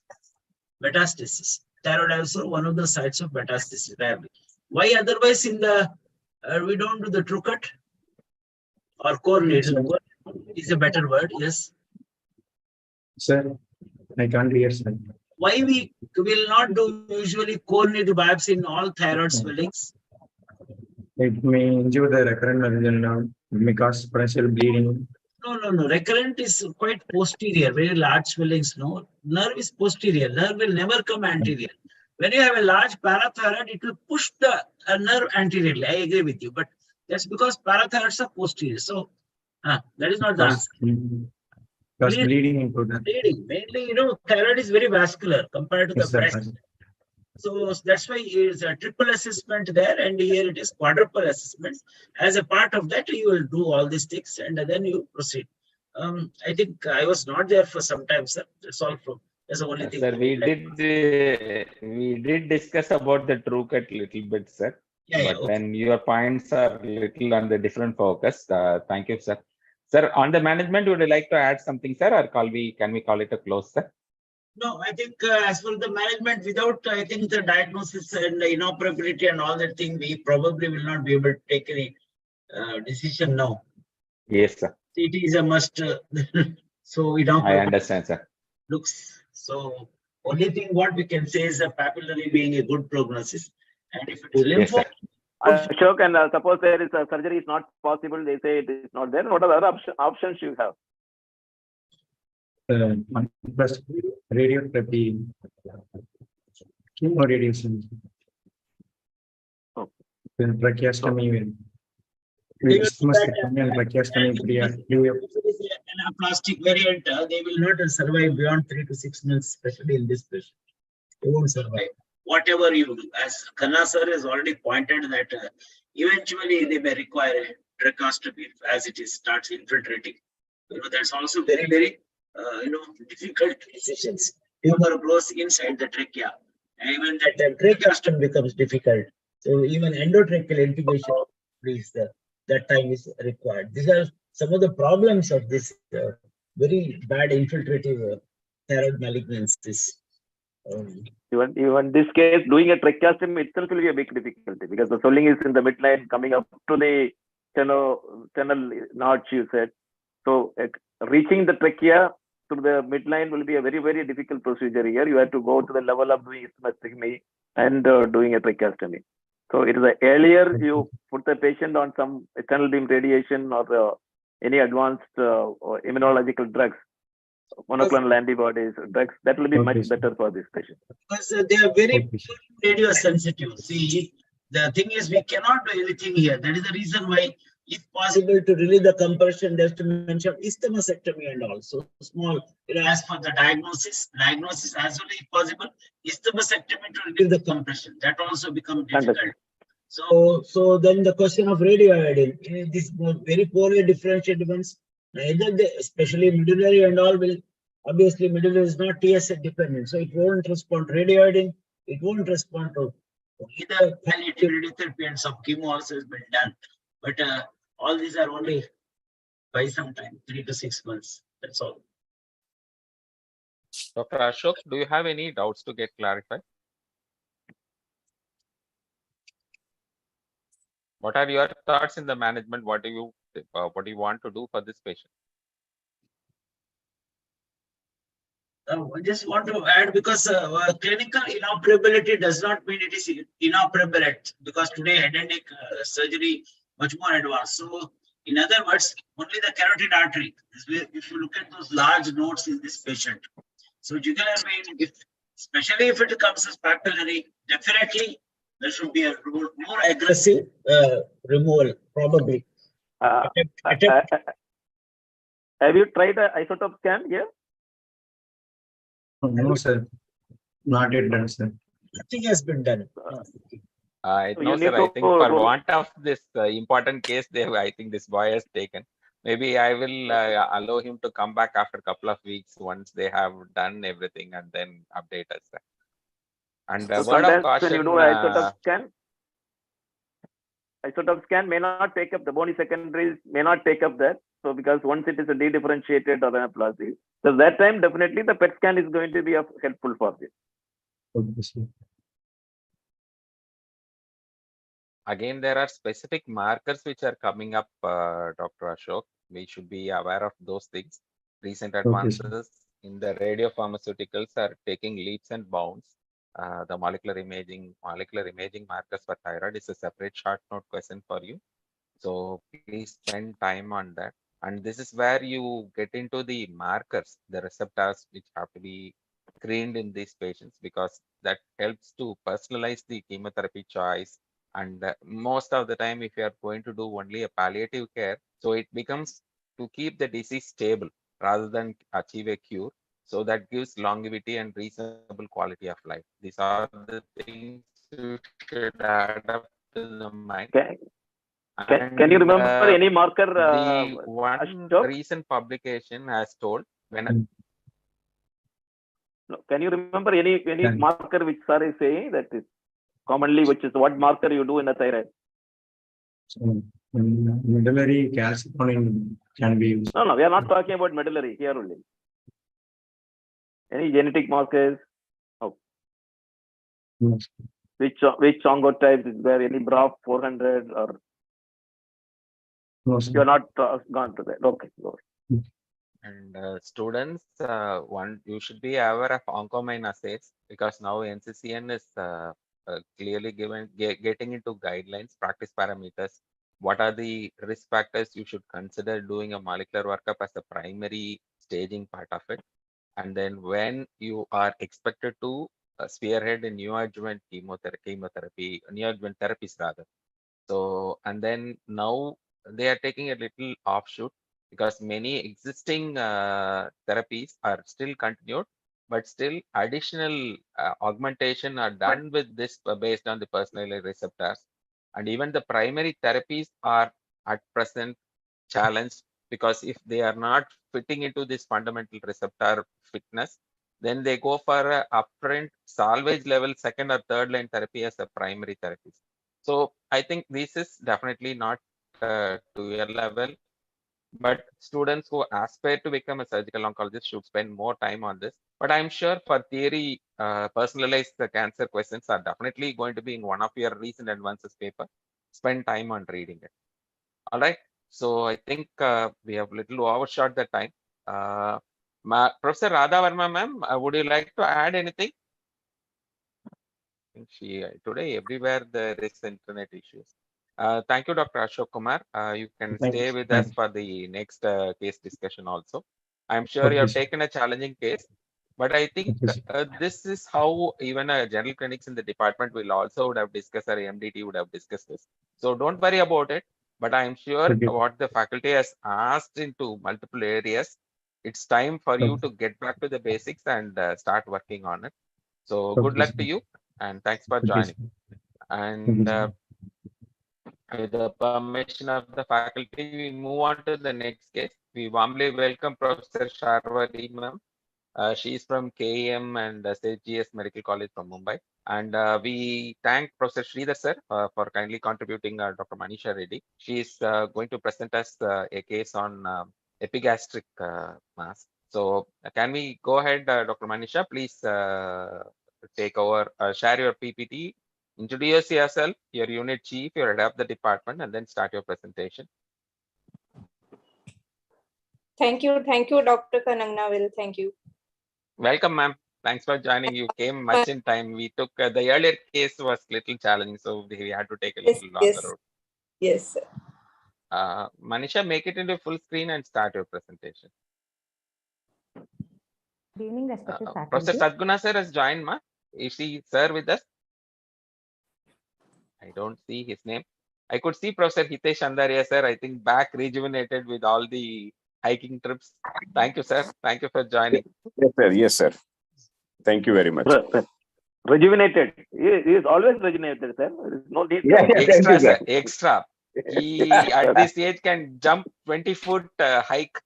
That is the level of fitness he commands, sir. And every year he goes for the hiking trips, which is 20 days, 15 days, like that. Mountaineering trip. Sir. Thank you, super sir. fitness, sir. Thank you, sir. Good luck, Mahinisha. Please start your presentation. Good evening, Sharwari ma'am, please take over. Yes, sure. Yes, you can start, Manisha. Good evening, ma'am. I'm Dr. Manisha, a final year resident from Gandhi Medical College. I'm presenting a case on epigastric mass under the guidance of Dr. R. Sadgunachari sir and Dr. L. Sridhar sir. A 40-year-old married woman, a homemaker residing in Hyderabad, presented with following chief complaints of upper abdominal pain since 1 year and fullness in the abdomen since 3 months.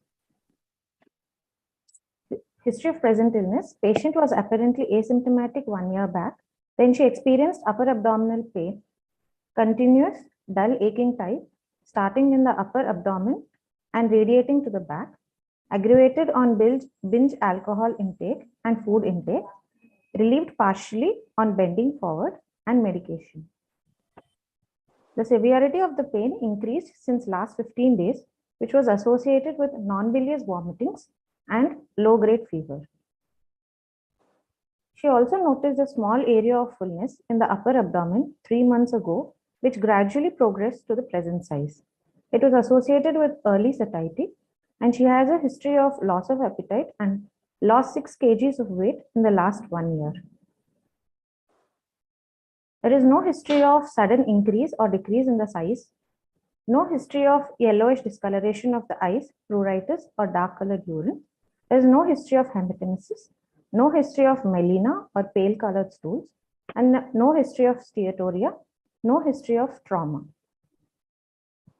Past history: there were no similar complaints in the past. She is not a known case of diabetes mellitus, hypertension, or tuberculosis. A surgical history accounts for tubectomy 10 years back. Family history is nil. Can you wait? Yes, ma'am. Yes, can I interrupt? Yes, ma'am. Okay. So, Manisha, in exam, I think you won't be able to read the case sheet which you have written. Yes, ma'am. Right. So sometimes the examiner asks for the answer sheet, and you would have to present without paper in hand. Yes, ma'am. Okay. So always you can present the case in a story type. Okay, ma'am. You can go back to your slide, your first slide. Yes, ma'am. Okay, second slide.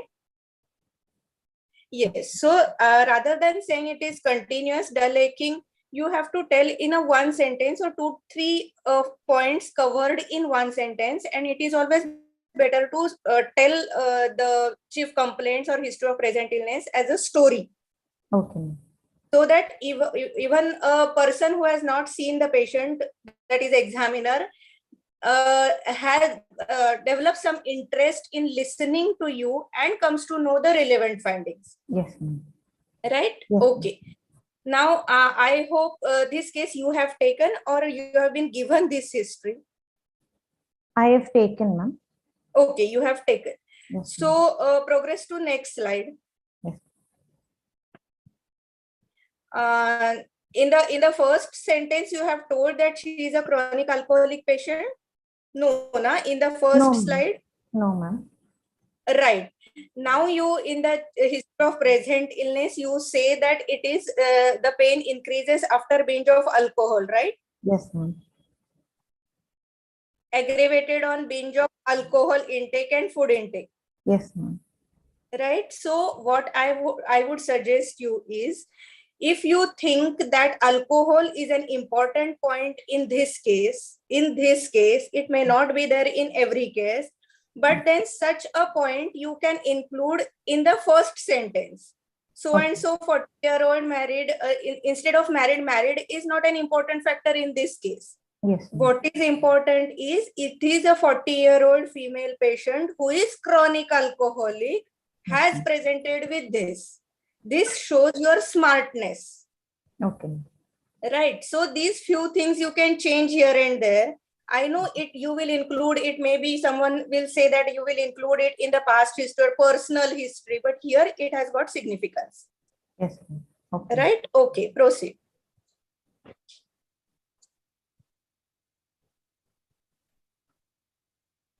Coming to her personal history, she consumes mixed diet. Her appetite is decreased. Bowel and bladder habits are bowel habits are irregular.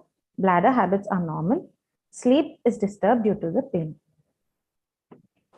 Addiction, she consumes alcohol. She's consuming alcohol since last 10 years of around 100 to 120 ml of whiskey per day, 4 to 5 times per week. And she's abstained for past 15 days. And she's Yes, so very, very important. Yes, ma'am. Right? She is, so you have to give emphasis on this, that she is a chronic drinker. She drinks every day, right? Per day. Yes, ma'am. So this is very, very important point in this case, which you should have mentioned, you could have mentioned in the first sentence and then re-emphasized it here. Okay. Okay. She's the age of 12 years and she has regular cycles, and she has 3 live children with all were full term and normal vaginal delivery. Okay. Yes. I've completed my history now. Should I? Okay.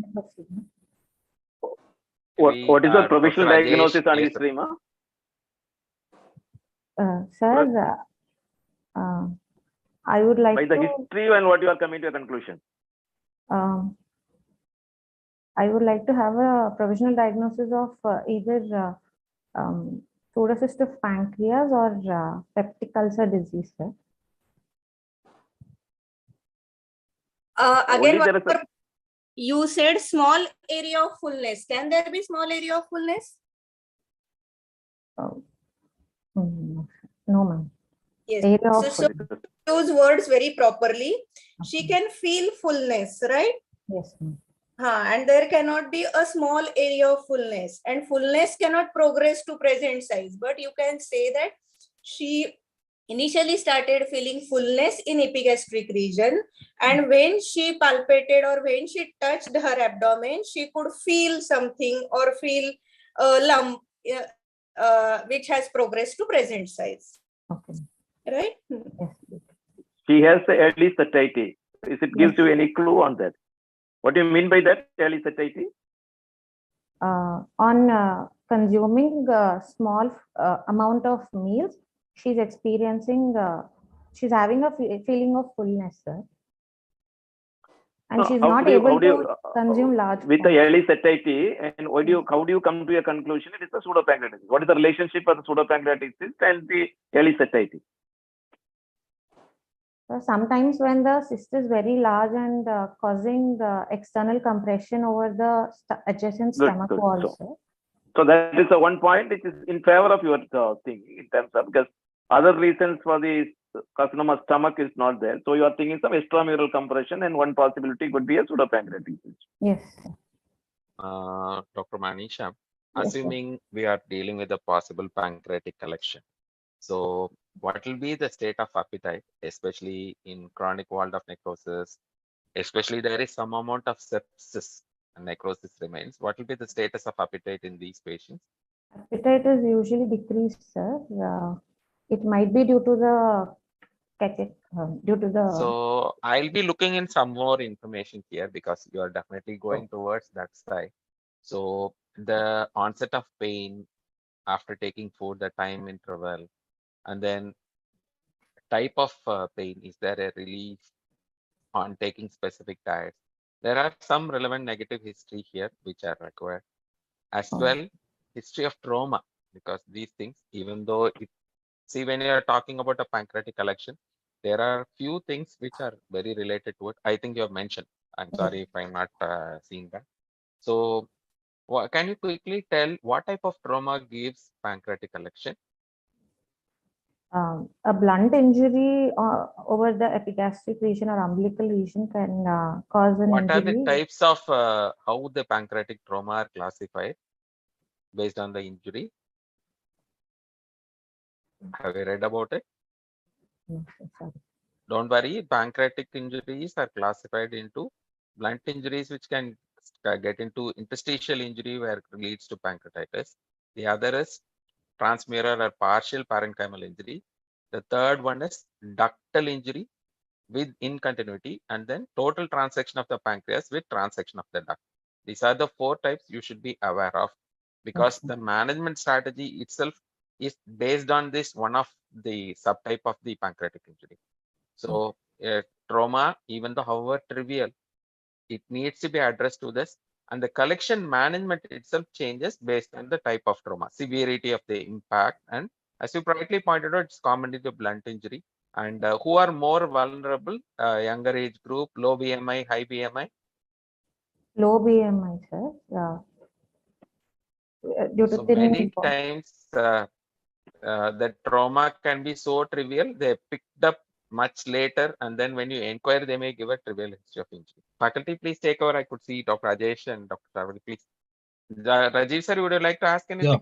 Yeah, Dr. Manisha, good evening. Good evening, sir. Yeah, you said the second diagnosed differential would be a peptic ulcer syndrome. Yes, sir. So would you find a lump in a peptic ulcer syndrome? Sometimes when there is a very small perforation, which can slowly give a post-gastric collection. Dr. Manisha, just to prove your point, don't give her a perforation, just to prove your point. Look, I'm trying to say that why not a malignancy? It is a pseudocyst. Can it be a malignant cyst? It can be, sir. Right. So I think that would be a more judicious this thing, that it says either pseudocyst or it's a pancreatic cyst with problem with or a pancreatic tumor, right? Yes. Manisha. Yes, ma'am. I would like to also tell you that you have to carefully use the words, especially history of loss of appetite here. Okay. So once you say loss of appetite, it goes more in favor of malignancy. Yes, ma'am. Right. But here the appetite is not really lost, but patient feels fullness because of the compression one, and with even small quantity of eating after that, he feels satiety or vomiting. But it is really the loss of appetite is not there. Okay.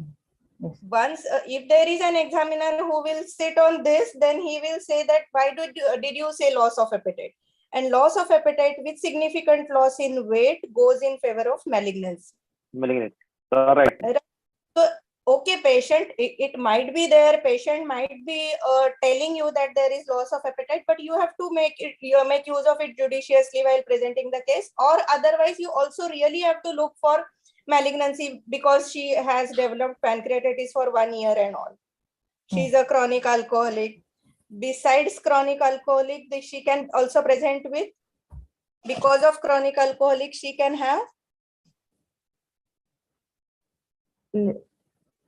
what else she can have? Because she is chronic alcoholic. It can lead to chronic pancreatitis. Plus, one more important thing, chronic liver disease. Liver disease. Yes.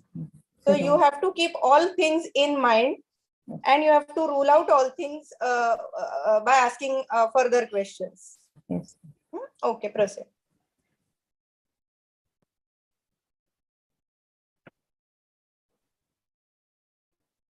Coming to my general examination, I've examined the patient with due consent and in a well-lit room. The patient is conscious, cooperative, and well-oriented to time, place, and person. She is thin-built and moderately nourished. Her BMI is 17.6. She is afebrile. Her pulse rate is 82 beats per minute, which is regular. Her blood pressure is 110 by 70 mm of mercury. She's pallor. No icterus or generalized lymphadenopathy. There's no pedal edema or no signs of liver failure. Coming to my local examination, the patient was examined in standing and supine positions, adequately exposed after taking informed consent. Privacy was maintained.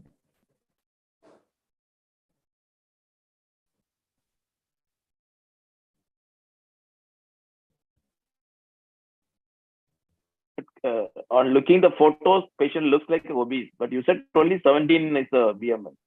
Yes, sir. You have calculated the Yes. BMI correctly? Yes, sir. She was short stature, a little short and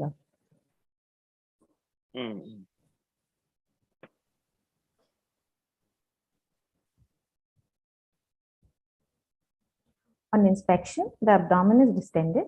Skin over the abdomen shows striae albicans. A 2 centimeter tubectomy scar noted in the hypogastric region in the midline. Umbilicus is inverted, inferiorly displaced. Fullness is noted in the epigastrium, left hypochondrium, umbilicus, and left lumbar. All quadrants are moving correspondingly with respiration.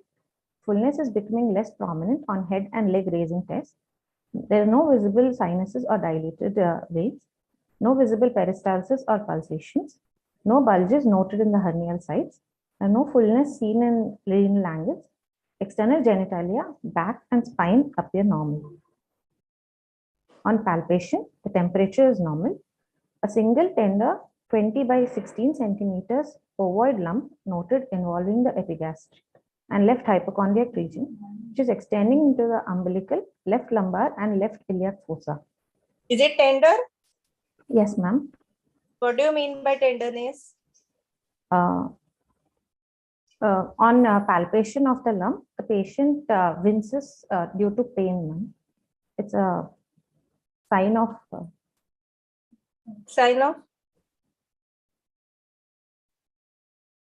it. In this case, if it is a pseudocyst, ma'am, it might be due to inflammation, active inflammation. Do you think so?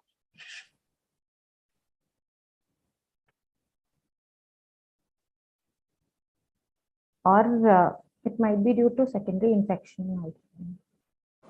Okay, proceed. This lump can be tender one thing because it is hugely distended, but it is better to say, not mention that it is tender. Usually won't be tender unless they are hugely distended or really inflamed. Okay. Yes.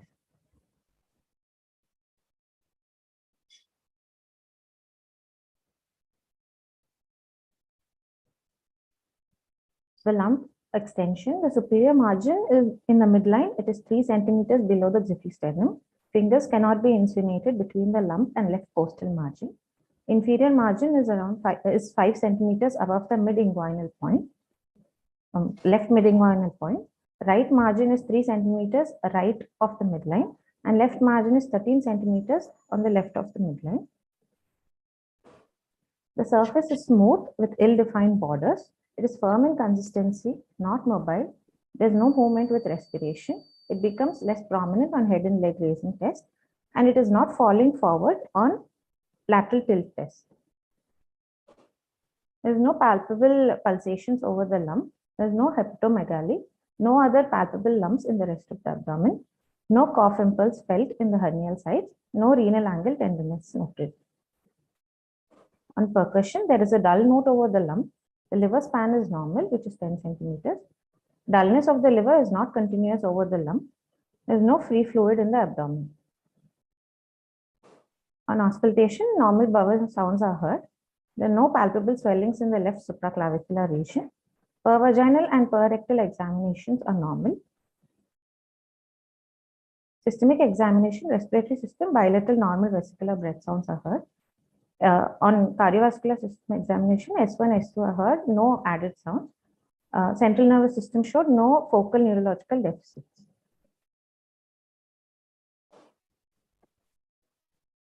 Can I summarize now? Yes.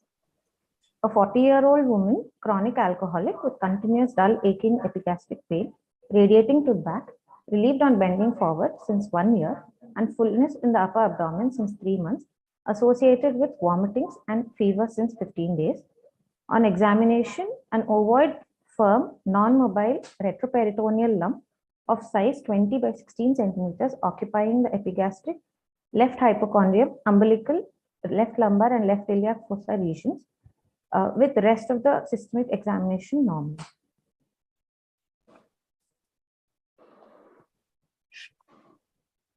Okay, so what is your diagnosis now?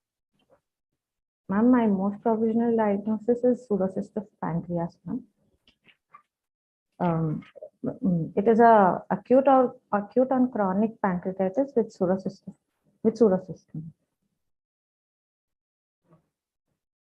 How did you have say about mentioned, chronic? Ma'am? What is the signs of, why did you say chronic? What did you ask and suggested you that it can be a chronic pancreatitis? Ma'am, there's a long history of 1 year of pain, which also has an intermittent exacerbation, which relieved only on medication, ma'am. So there's a long duration. So that can be pancreatitis. Sorry, ma'am. That can be because of recurrent attacks of acute pancreatitis. When you call it as chronic pancreatitis? When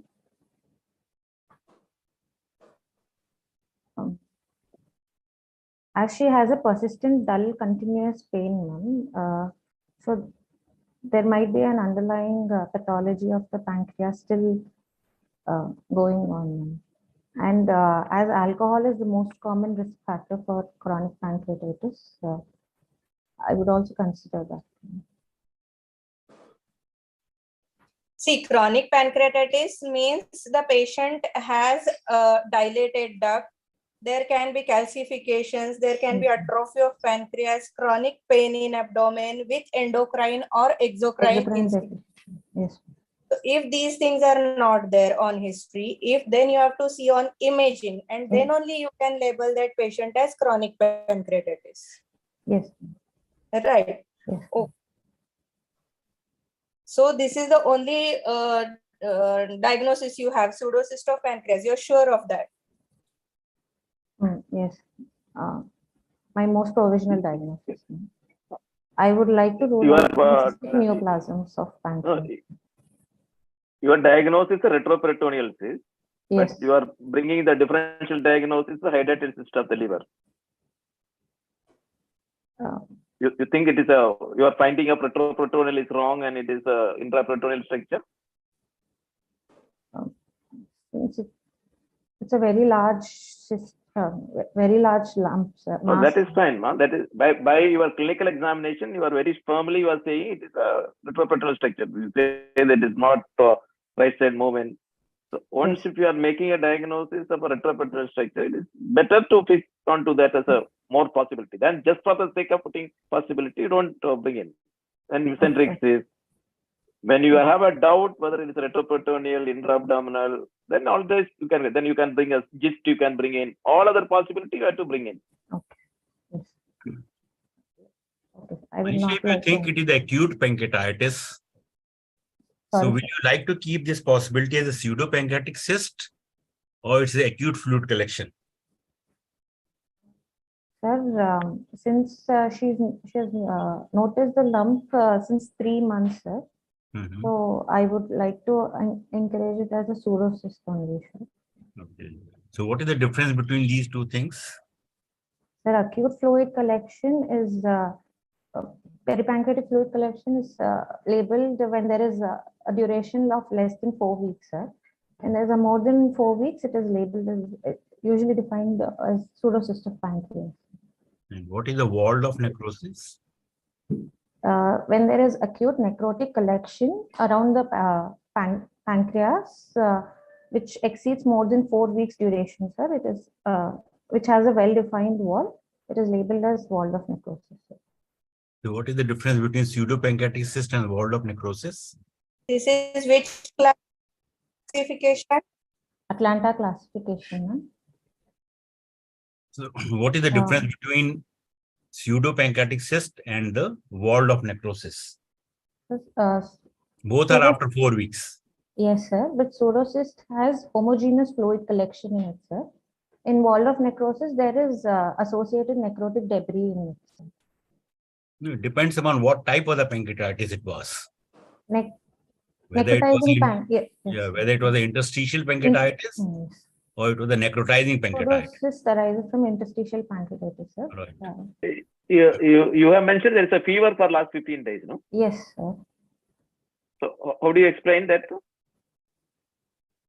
Sir, there might be an associated infection of the pseudocyst, sir. So there is another entity called infected pseudocyst. Yes, infected pseudocyst.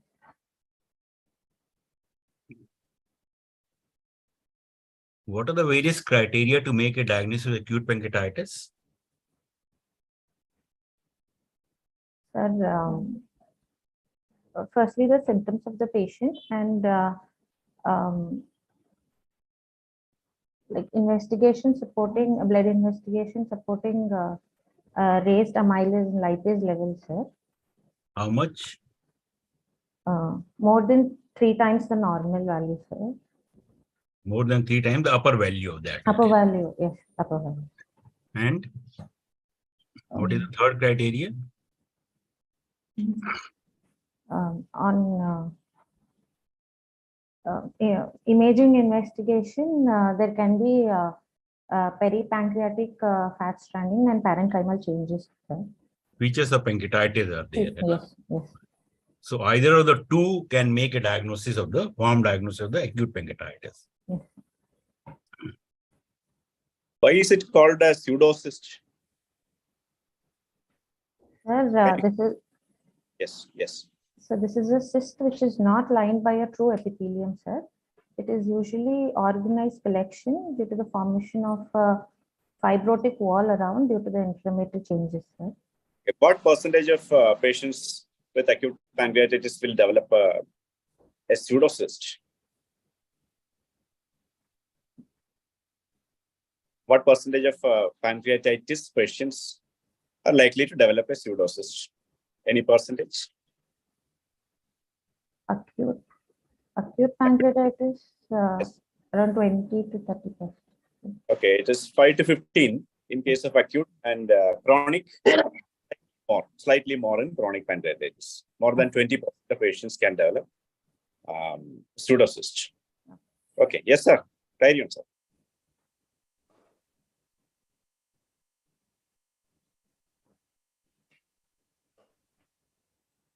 I think we ask the candidate to proceed with the investigations, ma'am.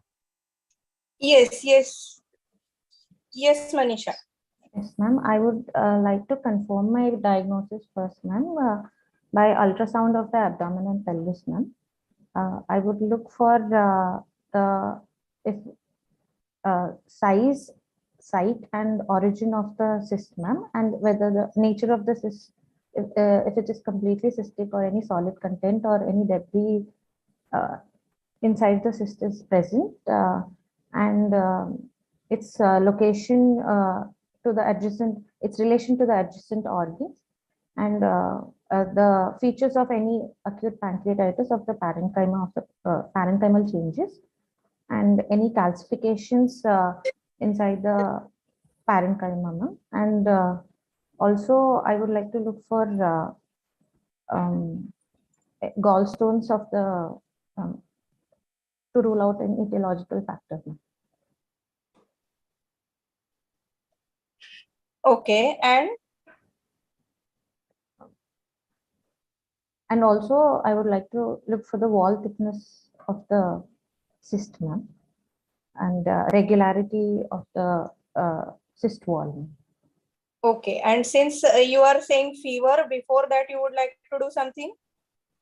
Yes, ma'am. I would also like to do a complete blood count for white blood count cell, ma'am, cell count, ma'am, to look for any leukocytosis associated with it. Okay, so we have the reports. Yes. Ma'am, I have an ultrasound report, ma'am. Okay. The pancreas is normal in bulk with mild altered echo texture with thin rim of fluid around the pancreas.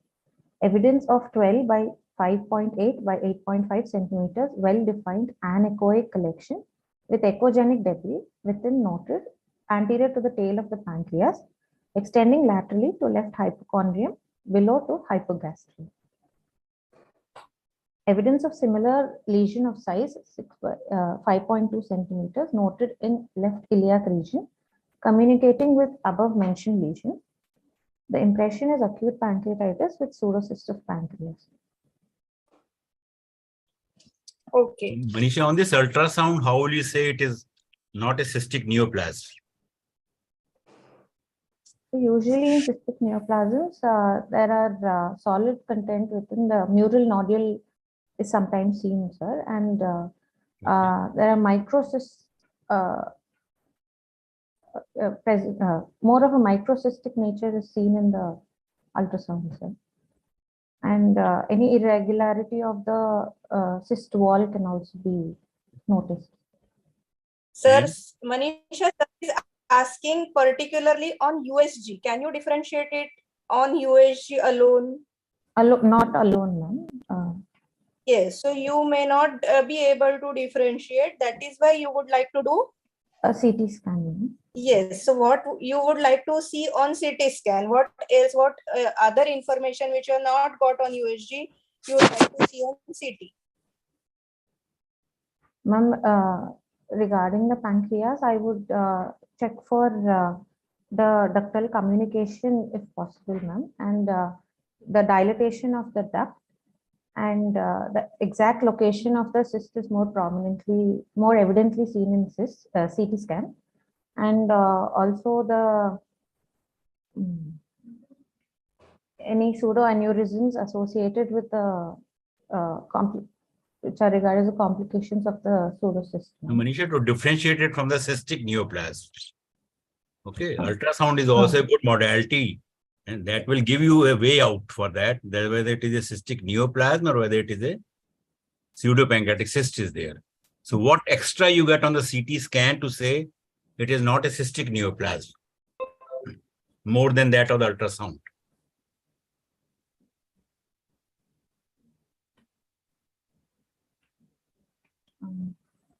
Pattern. So will you do a plain CT in this patient or will you do a double contrast CT? Double contrast, sir. Okay, so what will happen? Cystic neoplasms are more prominent in the early arterial phase. You look for the vascularity, you know? Vascular, yes, sir. Okay, that you can also see on the ultrasound also, but better on the CT scan. You can tell about that, you know? Yes. If you do the serum amylase in this patient, what will happen? In a pseudocyst, the amylase, serum amylase levels are usually elevated in an acute condition, sir. But in this patient, it might not be elevated, sir. So the patient has got the interstitial pancreatitis is there. Yes, sir. How long do you think the amylase will be raised? Around 3 to 4 days, sir, maximum. Yeah, it will come to normal in 3 to 4 days time. Yes. But if there is a persistent hyperamylesemia is there, then there is some complication coming up. Yes. And one of the complications is the pseudopancreatic cyst. So you will find that there is a. So you can do in these patients, the ultrasound or the CT guided aspiration can be done. Yes, sir. And what will you find in that aspiration? Aspirated fluid can be assessed for amylase levels, CEA levels, and also for cytology, sir. And LDH. And also LDH, sir. Yes. And also sometimes for culture if we are suspecting infection. Okay. Okay, so we have CT. Yes, ma'am.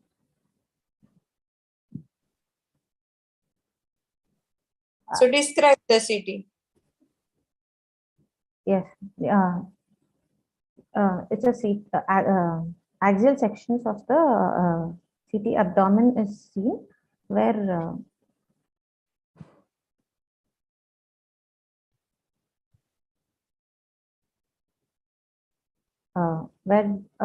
the liver parenchyma is seen with enhanced contrast enhanced aorta with adjacent spleen, gastric shadow, and this is the hypointense lesion, which is the cysts, ma'am. On CT, it is dense, hypodense or hypodense. hyperdense. Yes, hypodense lesion, which is a cyst. Yes.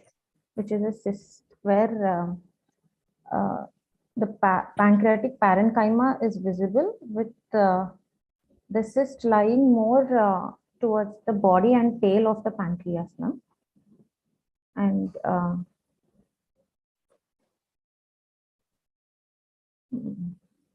have another image.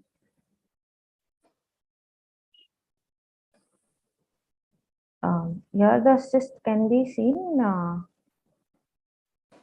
where it is usually communicating with the other cyst, which is shown in the ultrasound. So how do you describe this CT? This is a, there is a homogeneous cystic hypodense lesion in relation to pancreatic tail extending below, and there is communication to a smaller cyst also with enhancing wall, right? With the cyst compressing stomach anterior. Yes. All these things you have to explain. Okay. You have to describe, in fact. Yes. Okay. So are you interested to know whether the pancreatic duct is disrupted or not? Yes, sir. I would like to check for the communication with the duct, sir, so that the further management can be planned regarding that. So what investigation you will do to see for the duct disruption? Sir, sometimes it can be made out on CT, sir, but the best investigation would be MRCP, sir. So MRI is a better choice. MRI, yes. Definitely better choice. Now, what is the other thing you want to see in this CT scan? From the point of view of that, are you going to do some active intervention or not? Sir, I would like to look for the presence of any necrotic debris, sir, and also if sometimes there are presence of any air pockets within the cyst, which might suggest for an infective cyst, sir. And now, also from your active intervention point of view, what thing you want to see? Whether the wall is thick enough, matured and it is stuck to the stomach wall. No? Yes. What type of the pseudopancreatic cyst it is according to the location? What are the various locations of the pseudopancreatic cyst? Most commonly, it is a lesser sac, sir. Or what is that called as? What is that location? Peripancreatic. Retrogastric. No? Okay. It can be gastrohepatic, it can be gastrocolic, or it can be retroduodenal. 4 varieties are there usually. So here you are dealing with a case of a retrogastric type of that. Yes. So you want to see that whether this is getting matured with the posterior wall of the stomach or not. Yes. Why it is important? Ma'am, then we can plan for a management which is much more less invasive, that can be through endoscopic intervention. When it is more opposed to the posterior stomach wall, there is we can go for a endoscopic cystogastroscopy. Good. So how do you manage this case, your case? Sir, after my investigations, if the patient is, as a patient is stable now, and Well, how important is it to differentiate this pseudocyst from a mucinous tumor or any cystic neoplasm of pancreas? How important is this? Which is the most important aspect for you to preoperatively differentiate this from a cystic neoplasm of the pancreas?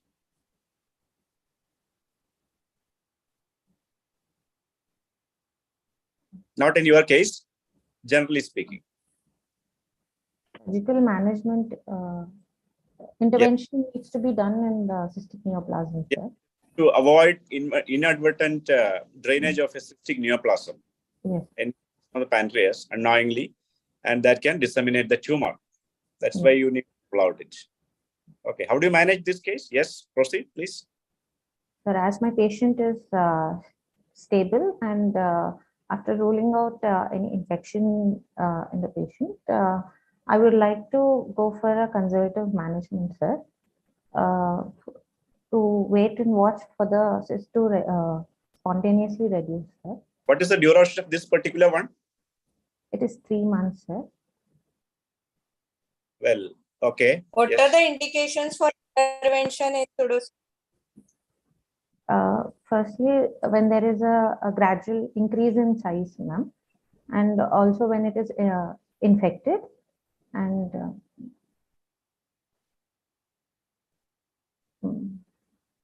yes, when there is infection and the patient is going towards sepsis. Infection and sepsis, well, though both are same. There are only two main indications for intervention in pseudocyst. Which are the two? One you have told, infection. Yes, and increasing in size. No. When the symptoms are aggravation of the symptoms like pressure symptoms. When the patient is symptomatic. In the form of? Like in this patient? There can be obstruction, a gastric outlet obstruction, ma'am, or any Pressure symptoms on the stomach. Yes. So both things are there. You said she had fever, she had vomiting. So still you want to conserve the patient and expect that cyst to resolve?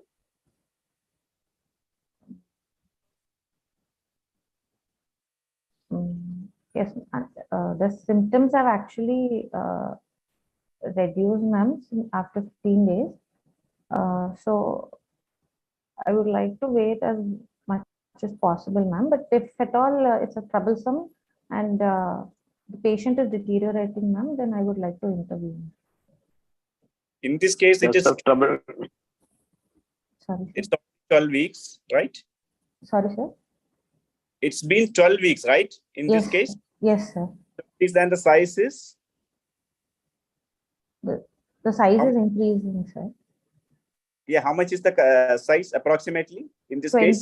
20 by 15 centimeters. That case, do you still, be able to manage it conservatively, or is there any other idea that you can think about? You said you will manage conservatively in this case. Yes, sir. Sometimes we can wait till up to 6 months, sir. But Yeah, yes, obviously. So But this is 20 centimeter size. Sir? And symptomatic. That is why she has come to you. She's a symptomatic and more than 20 centimeter. She has fever now. So still you want to do a conservative? No, sir. I would like to intervene, sir. Yeah, that is one option. Only thing you have to. You need to check the maturity and whether adherence to this. We may not say the size, but if there is a maturity of that cyst wall, is one of the things we will definitely look into that. Yes. Yeah, why do you wait for a period of traditionally 6 weeks before you intervene? Just like firstly, we would like for the wall to mature enough, sir, or any maturing. I mean, the wall becoming mature.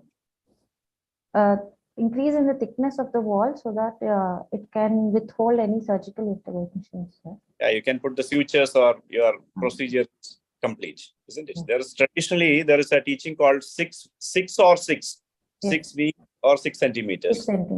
Yes. Yeah, but still you can wait if the symptoms are coming down and the size is coming down. Maybe you can wait beyond 6 weeks.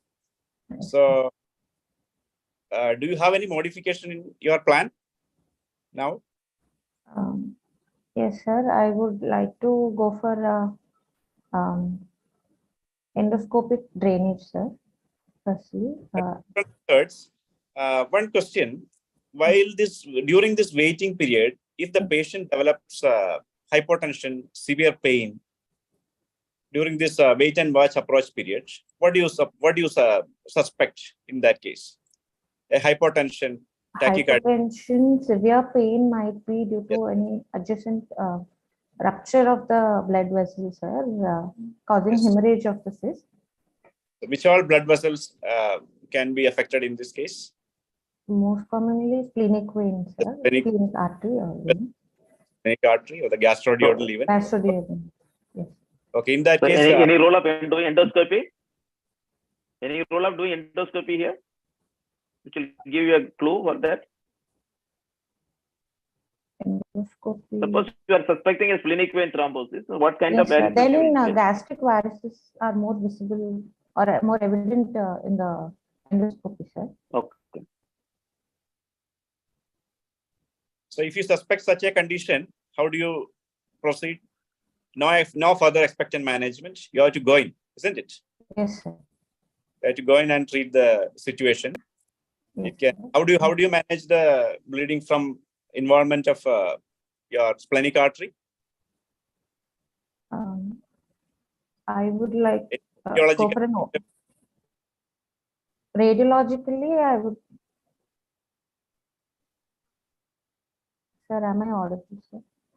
Yes, go ahead. Radiologically, I would like to go for angioembolization, sir.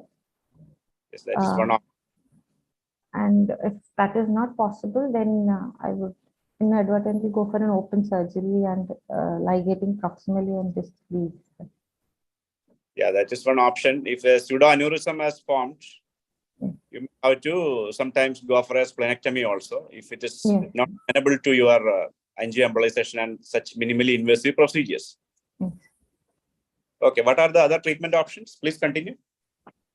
In your case, yes. Yes, sir. I would go for a endoscopic cystogastrostomy, sir, in this patient, and if possible, I would like to do an endoscopic necrosectomy along with it, sir, and usually the cyst size reduces within 4 weeks if there is a successful drainage, sir. But if there is remnant necrotic material, there might be repeated interventions through endoscopy, sir. If still the intervention fails, then I would like to go for an open drainage. Or laparoscopy. Or laparoscopy, yes. What is that procedure? Which are those procedures? Which are those options? Which is more versatile? Which is easy to perform? Any video-assisted retroperitoneal drainage. No, in terms of laparoscopy itself, which are the procedures? Routine procedures? Sorry, sir. At your center, you do endoscopic cystogastrostomy more frequently? Yes, ma'am. Okay, so the facilities and expertise are available. Yes. What if those are not available? What are the surgical options, sir is asking? You have the laparoscopy and open. These are the two. Yes. Then Yes. Procedures, which surgeries, either open or laparoscopy? What cystogastrostomy or cystogegnostomy, ma'am. Okay, so in this case, it depends on what?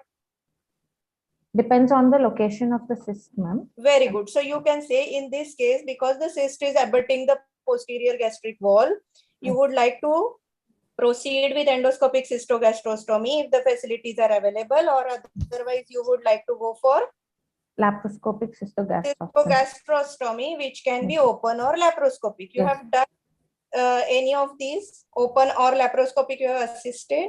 We have done open cystogastrostomy. Very good, open. So tell us the procedure of open cystogastrostomy. I would, after taking an upper midline incision and opening the peritoneum, I would like to locate the anterior wall of the stomach, and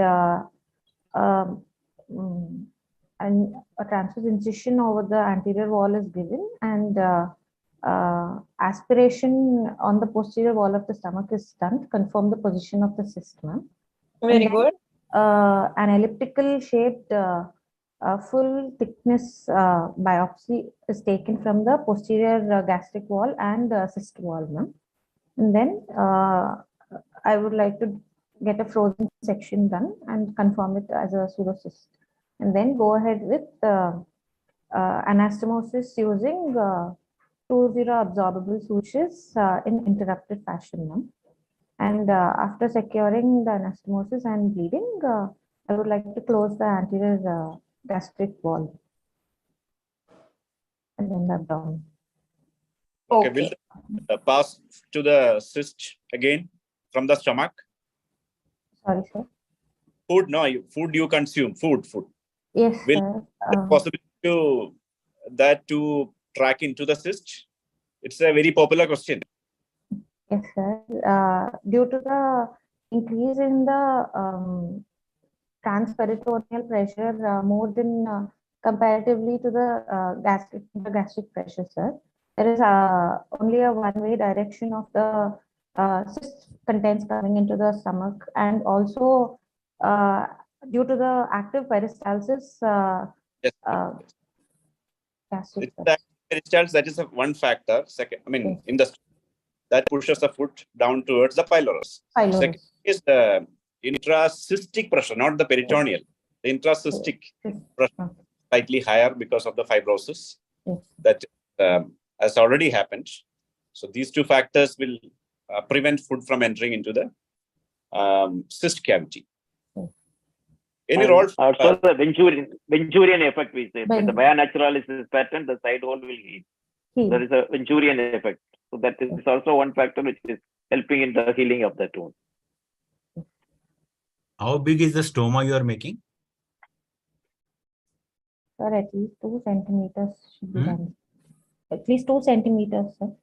2 centimeters.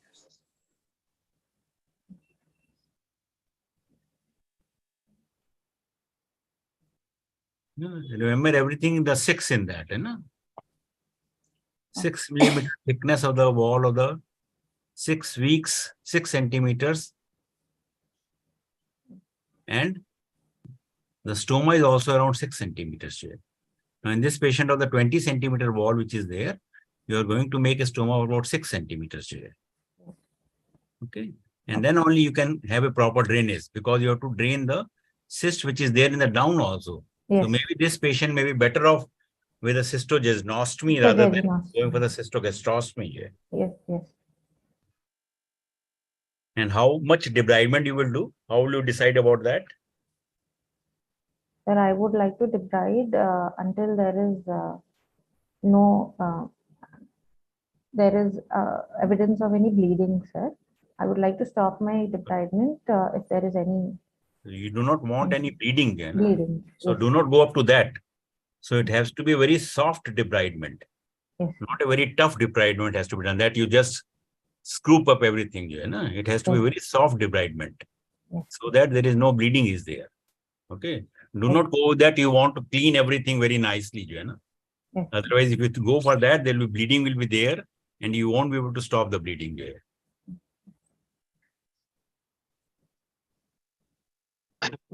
Are you going to do a cholecystectomy in this patient or not?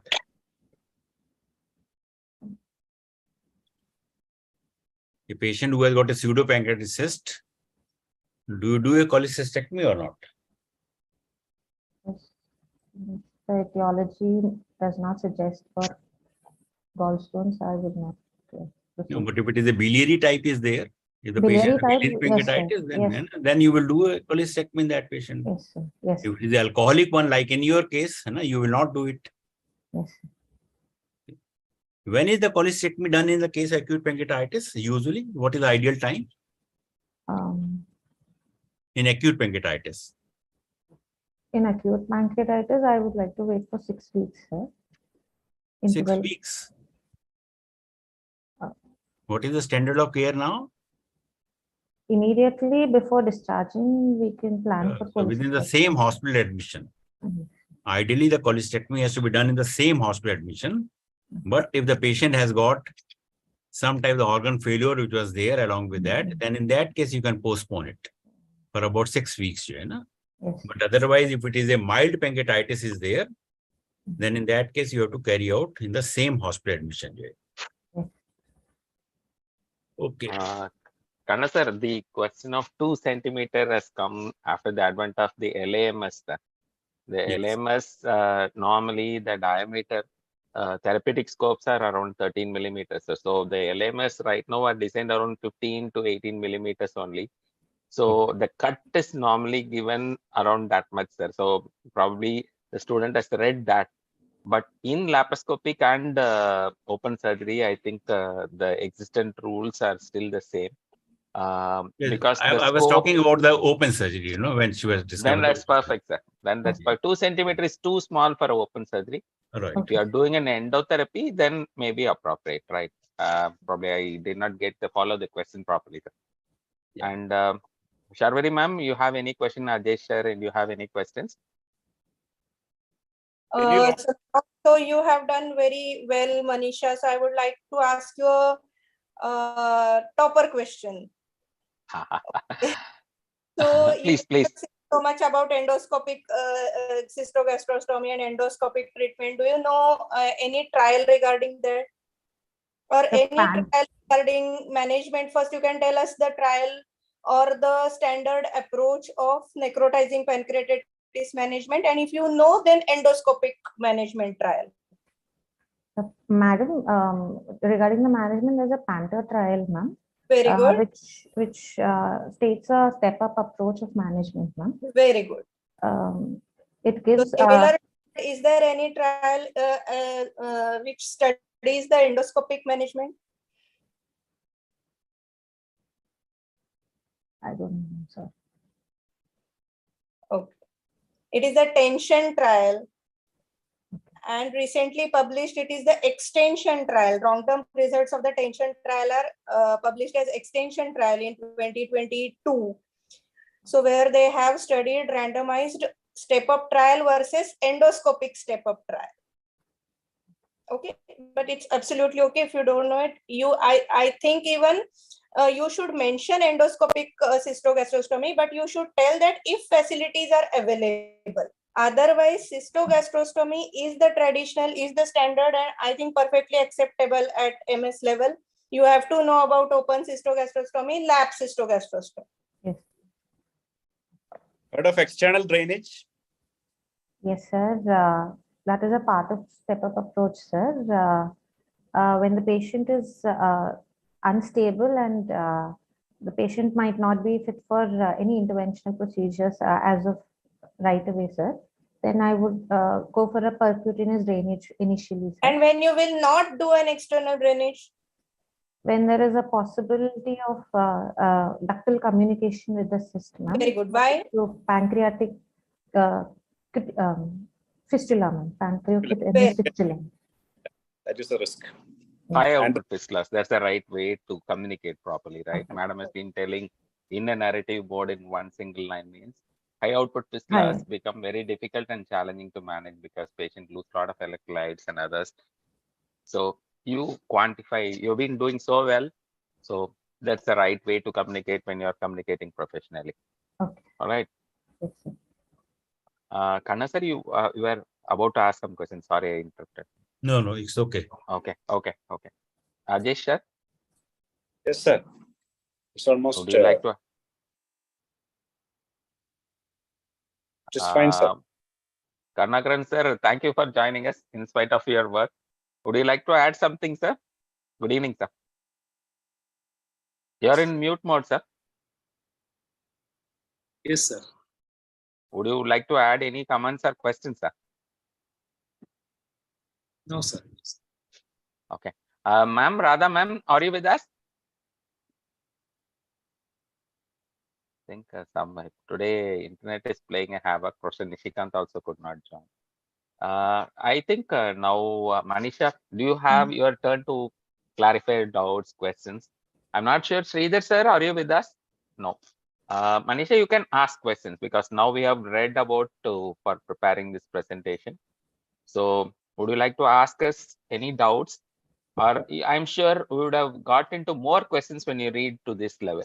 What are your questions you would like to clarify? Now we have the most eminent national faculty across available for you to answer your questions. I have one doubt, sir, regarding when there is a necrotic collection, ma'am. Which procedure would we opt better, endoscopic procedure or surgical external open drainage, ma'am, open or laparoscopy? Which would be much ideal? Okay, so you have to see what you are treating. Okay, so in acute necrotic collection, what the step-up approach says still holds true today also. So in the early period, that is before 4 weeks, we have to delay the surgical intervention as far as possible. But that doesn't mean you have to delay the intervention. It is the surgery which should be delayed. So if required in the early period, you need to drain the collection. That drain is usually either a percutaneous USG or CT guided external drainage. And that is done most commonly, or the ideal indication for that is the infected collection. Right? So now coming to a period after 4 weeks. After 4 weeks, if the collection is there and if it is infected, again the indications remain same. Either it is infected, patient's general condition deteriorating, or symptomatic pressure symptoms to other organs, or development of complications. Then only you would like to intervene. So as we want to delay the surgery as far as possible, the next step would be retroperitoneal debridement.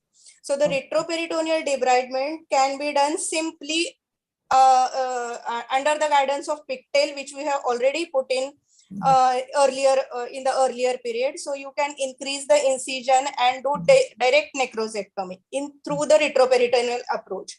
The same can be assisted with use of a videoscope. Then it is called as videoscopic retroperitoneal debridement, that is VAR. The next step to that is the initially it was described with using nephroscope, but nowadays with availability of laparoscope, it is the retroperitoneal video assisted debridement. If that is also not possible, or if the collections are intraperitoneal, multiloculated collections at various places, then comes the role of surgical debridement or surgical necrosectomy. So after 4 weeks, now after 6 weeks we have gone, and now and in spite of maybe 2 or multiple pigtails, the collections are not drained, they are various, they are at different locations, or you may have to do something else also like laparoscopic cholecystectomy. Then comes the role of surgical intervention for the necrotic collections. This surgery, and for that matter any other surgery approach, is the different with open and laparoscopic surgeries, but the basic principle remains the same. So if possible with laparoscopic surgery, laparoscopic necrosectomy. Why? Because in addition to other benefits of laparoscopic surgery, in this case, this will have all the reduction, or the wound problems will go to zero, which becomes a major issue in open necrosectomy. Starting from the wound closure, development of infections, development of incisional hernias, all are taken care of by laparoscopic necrosectomy. So in surgical interventions, laparoscopic necrosectomy is preferred over open necrosectomy if possible. So then comes the role of laparoscopic necrosectomy. The approach to that again will depend upon the location of the collection. It can be mesocolic, I mean through the mesocolon. It can be transgastric also. or it can depend upon where the location, where the collection is there, or otherwise open necrosectomy. Now coming to endoscopic approach, all these things can be done endoscopically if the facilities are available. So endoscopic necrosectomy or endoscopic drainage of pseudocyst, as well as endoscopic necrosectomy using self-expanding metal stents or lumen opposing metal stents can be done and should be done if possible and if expertise are available. The literature and the trials show that it has equal results as open necrosectomy. So if they are available, you can do that, but you require the location of the cyst to be in close proximity to the stomach. If the distance is more than say 4 centimeters, then you cannot do endoscopic cystogastrostomy. So if possible, if the things are available, then you can do all these things endoscopically also. Are you clear? Does the amount of necrotic material differ the procedure, ma'am? Like any amount of necrotic material can be drained endoscopically. Yes. Yes, any amount of endoscopic necrotic material can be drained, and it is not the one-time drainage. Yes. In one time, either in endoscopic or in open surgery, we are not going to drain and remove all the necrotic material like drainage of abscess. Yes. It is not like that. Even in even in open surgery, it is the only loosely lying, Yes. freely lying necrotic material which easily comes out is to be removed. The septa which are there in the cavity are not to be disturbed because potential of ducts and vessels. There are vessels in that. So you are not going to do any aggressive debridement either in open surgery, not even in endoscopic surgery. Yes. When we create the lumen and we create the anastomosis between these two things, the purpose is that it will keep on draining. Yes. The material will become loose, it will get debrided, and it will keep on debriding. Yes. That is why initially when we used to put drains, there used to be a concept of giving lavage. Nowadays, nobody gives aggressive lavage also, but the drains are kept for the same purpose, that it is not one-time debridement. It doesn't depend upon the volume of necrosis, but it will keep on draining. Whatever is loosely lying will be drained in first step. Okay. Thank you. And even multiple interventions are required even after open surgery and more after endoscopic procedures if the collections remain undrained, or if they redevelop, or if in undrained collection infection develops. If that anastomosis or the cystogastrostomy closes inadvertently and the collection remains, increases, then re-interventions are required. But you cannot do the thorough debridement in one step. Manisha, basically, it's the 3 Ds which are there. Delay, drain, debride. Okay. Okay. Yes. So you have to delay as much as possible. Yes. First, you have to do the drainage. And the first choice is the radiological intervention. Second choice is the endoscopic intervention. Third choice is the video-assisted interventions. Fourth choice is the laparoscopic interventions.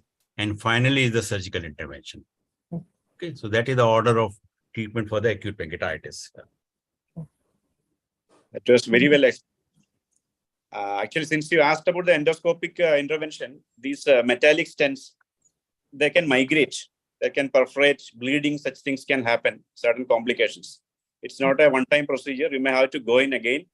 When you consider endoscopic drainage. Madam has very well elaborately mentioned all these. Yeah.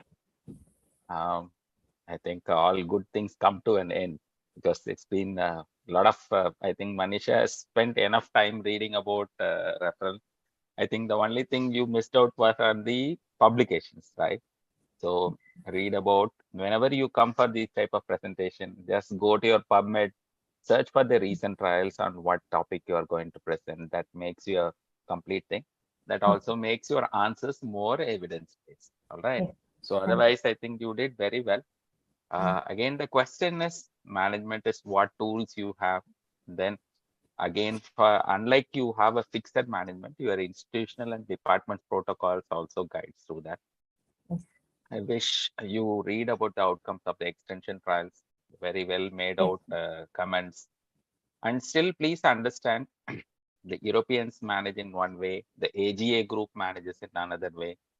Especially the UEGW guidelines are a tad different.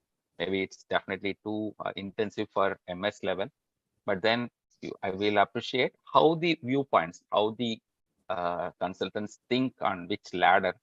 So that helps you to understand why, and you can individualize therapy to in your practice. All right. Yes. So faculty, any other comments? Can we call it close? Yes, sir. You shall wind Yes, up, sir. right? Thank you very much, Professor Rajesh. Thank you for staying all through. Sharvini ma'am, any comments? Can we close? Thank you. Thank you, ma'am. Kanna sir, Karnakaran sir, thank you very much. Manisha, congratulations to you. I think you did face all the examiners with the courage and the backup of a good reading knowledge. Very good. And we wish you to well for your career. And Dr. Ashok, I'm not sure if he's here. We expect him to give the feedback from the case, what has been happening. So I thank both the professors, Saravanan sir and Sridhar sir for contributing the postgraduates. We look forward for yet another event in the